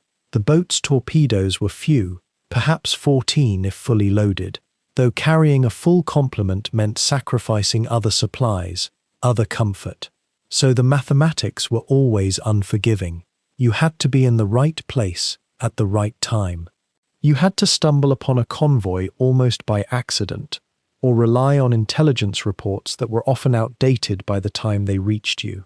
The rest was just waiting, just the dull routine of a commercial voyage, except that this commerce was death, and the waiting might never end. There were patrols, it should be said, that yielded nothing at all. A U-boat might spend 8 weeks at sea, consume fuel enough to circle the Atlantic, survive storms and near collisions with icebergs, and the constant vigilance that came with being a hunted vessel in a war where the hunter was slowly becoming the hunted, and return to port having sunk nothing. The crew would receive no credit, no mention in dispatches, no acknowledgement of their discomfort and fear and boredom. They had done what they were trained to do, and what they had trained to do was mostly wait. This, perhaps more than anything, captured something true about the experience of submarine warfare in its later stages. It was not always dramatic. It was not always purposeful. It was often just the long, thin, stretching experience of human endurance against the nothing that the ocean provided. The North Atlantic swells have not changed in the 24 hours that have passed. The same heavy rhythm that greeted midnight at the opening of this day still moves through the hull now, and the boat rises and falls with a patience that has no beginning and no ending, only the eternal return of the waves. Time has moved through this steel chamber the way water moves through it, imperceptibly, carrying everything forward without asking permission. The watch bell sounds again. The clock face reads 00 hours. Midnight has come around once more. In the control room, The outgoing watch is preparing to hand over to the fresh crew. These are the same men who stood these same positions 8 hours ago, and yet they feel different now. Sleep has softened their edges, though sleep in a U-boat is never truly restful. It is more like a brief lowering of the guard, a temporary ceasefire with exhaustion. A man might sleep for 4 hours knowing that when he wakes, the same narrow bunk will still be waiting. The same recycled air will still taste of diesel and iron, and the accumulated breath of 46 other men who have occupied this space before him. There is a strange comfort in that certainty. In a world that offers so little control, the repetition becomes a kind of anchor. The first watch officer studies the chart, spread across the plotting table. The pencil marks show their position, updated with the last celestial fix taken at dusk. The boat has drifted slightly south. The current always pulls in that direction, patient and inevitable. The boat will correct for it tomorrow, or perhaps the day after. The ocean has no schedule. The war has no schedule either, though men pretend it does, by dividing time into watches and shifts, and meaningful units that make sense only to those who believe the divisions matter. The outgoing watch commander walks through the boat one final time before relinquishing control. This is ritual. Every captain knows it. Every first officer respects it. He moves through the narrow passages, checking gauges that are already being monitored by instruments far more reliable than any man's eye. Yet the walk itself is the point. It is a prayer without words, a benediction given to the machine and the men who serve it. The corridors are dimmed to conserve battery power. Electric lights cast long shadows across the control room gauges and the faces of the men who read them. Their features are familiar now, worn smooth by days submerged and nights without proper darkness. Sleep and waking have begun to blur together into a kind of waking dream that never fully concludes. What is it about routine, one might wonder, in this suspended darkness that allows men to endure? The human mind is a creature of pattern. It searches for rhythm even in chaos. In the belly of a submarine, far from sky and stars and the sun's natural instruction on how time should pass, men cling to their schedules, because the schedules tell them they are still the same people who boarded this boat weeks ago. They are still the wireless operator who can hear his mother's voice in the crackle of static. They are still the engineer who dreamed of a small farm in Bavaria, and wife who writes letters that never reach him. They are still themselves, and the routine proves it. The new watch settles into position. The sonar operator puts on his headphones, though the sea tonight is quiet. In the darkness beyond the hull, there are convoys somewhere, merchant ships laden with supplies and weapons and men destined for Britain. There are destroyers cutting through the same cold water, their hulls scanning for the presence of threats like this one. But in this moment, in this midnight hour, as the boat moves on its diesel engines across the surface and charges its batteries for whatever tomorrow brings, there is only the sound of the sea and the soft murmur of the crew going about their small necessary tasks. The captain retired to his curtained alcove an hour ago. The decisions will wait until dawn. For now, he allows himself to drift, knowing that his mind will never fully release its grip on the weight of command.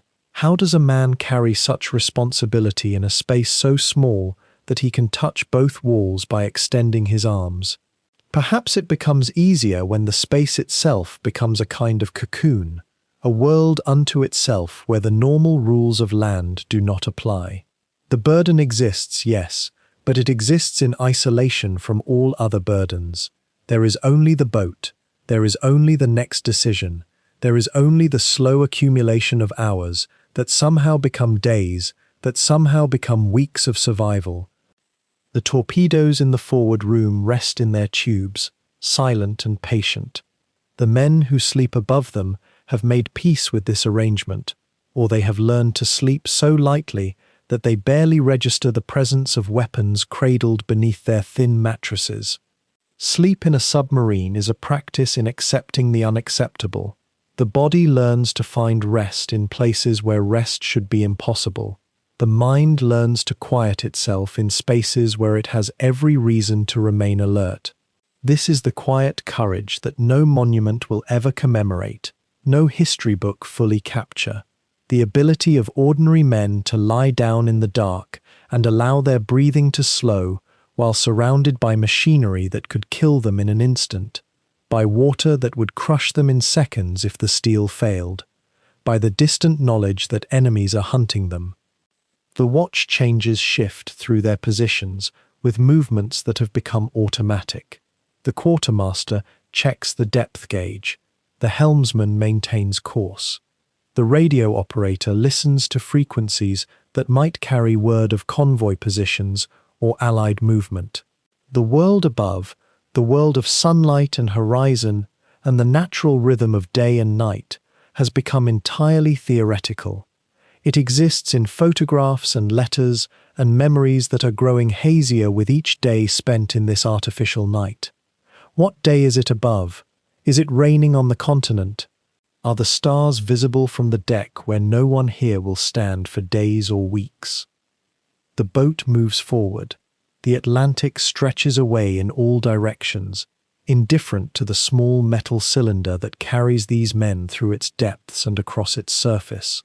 There is a profound acceptance that settles over a submarine in the hours of deepest night, the acceptance that the future is not something to be worried about, but something to be endured, that each watch will lead to another watch, that each meal will be followed by another meal, that each sleep will end in waking, and waking will lead back to sleep, and this cycle will continue until either the war ends, or the sea claims them, or they are returned to a world above that will feel unbearably bright and too large and too loud after weeks spent in this careful confinement. The men settle into the rhythm.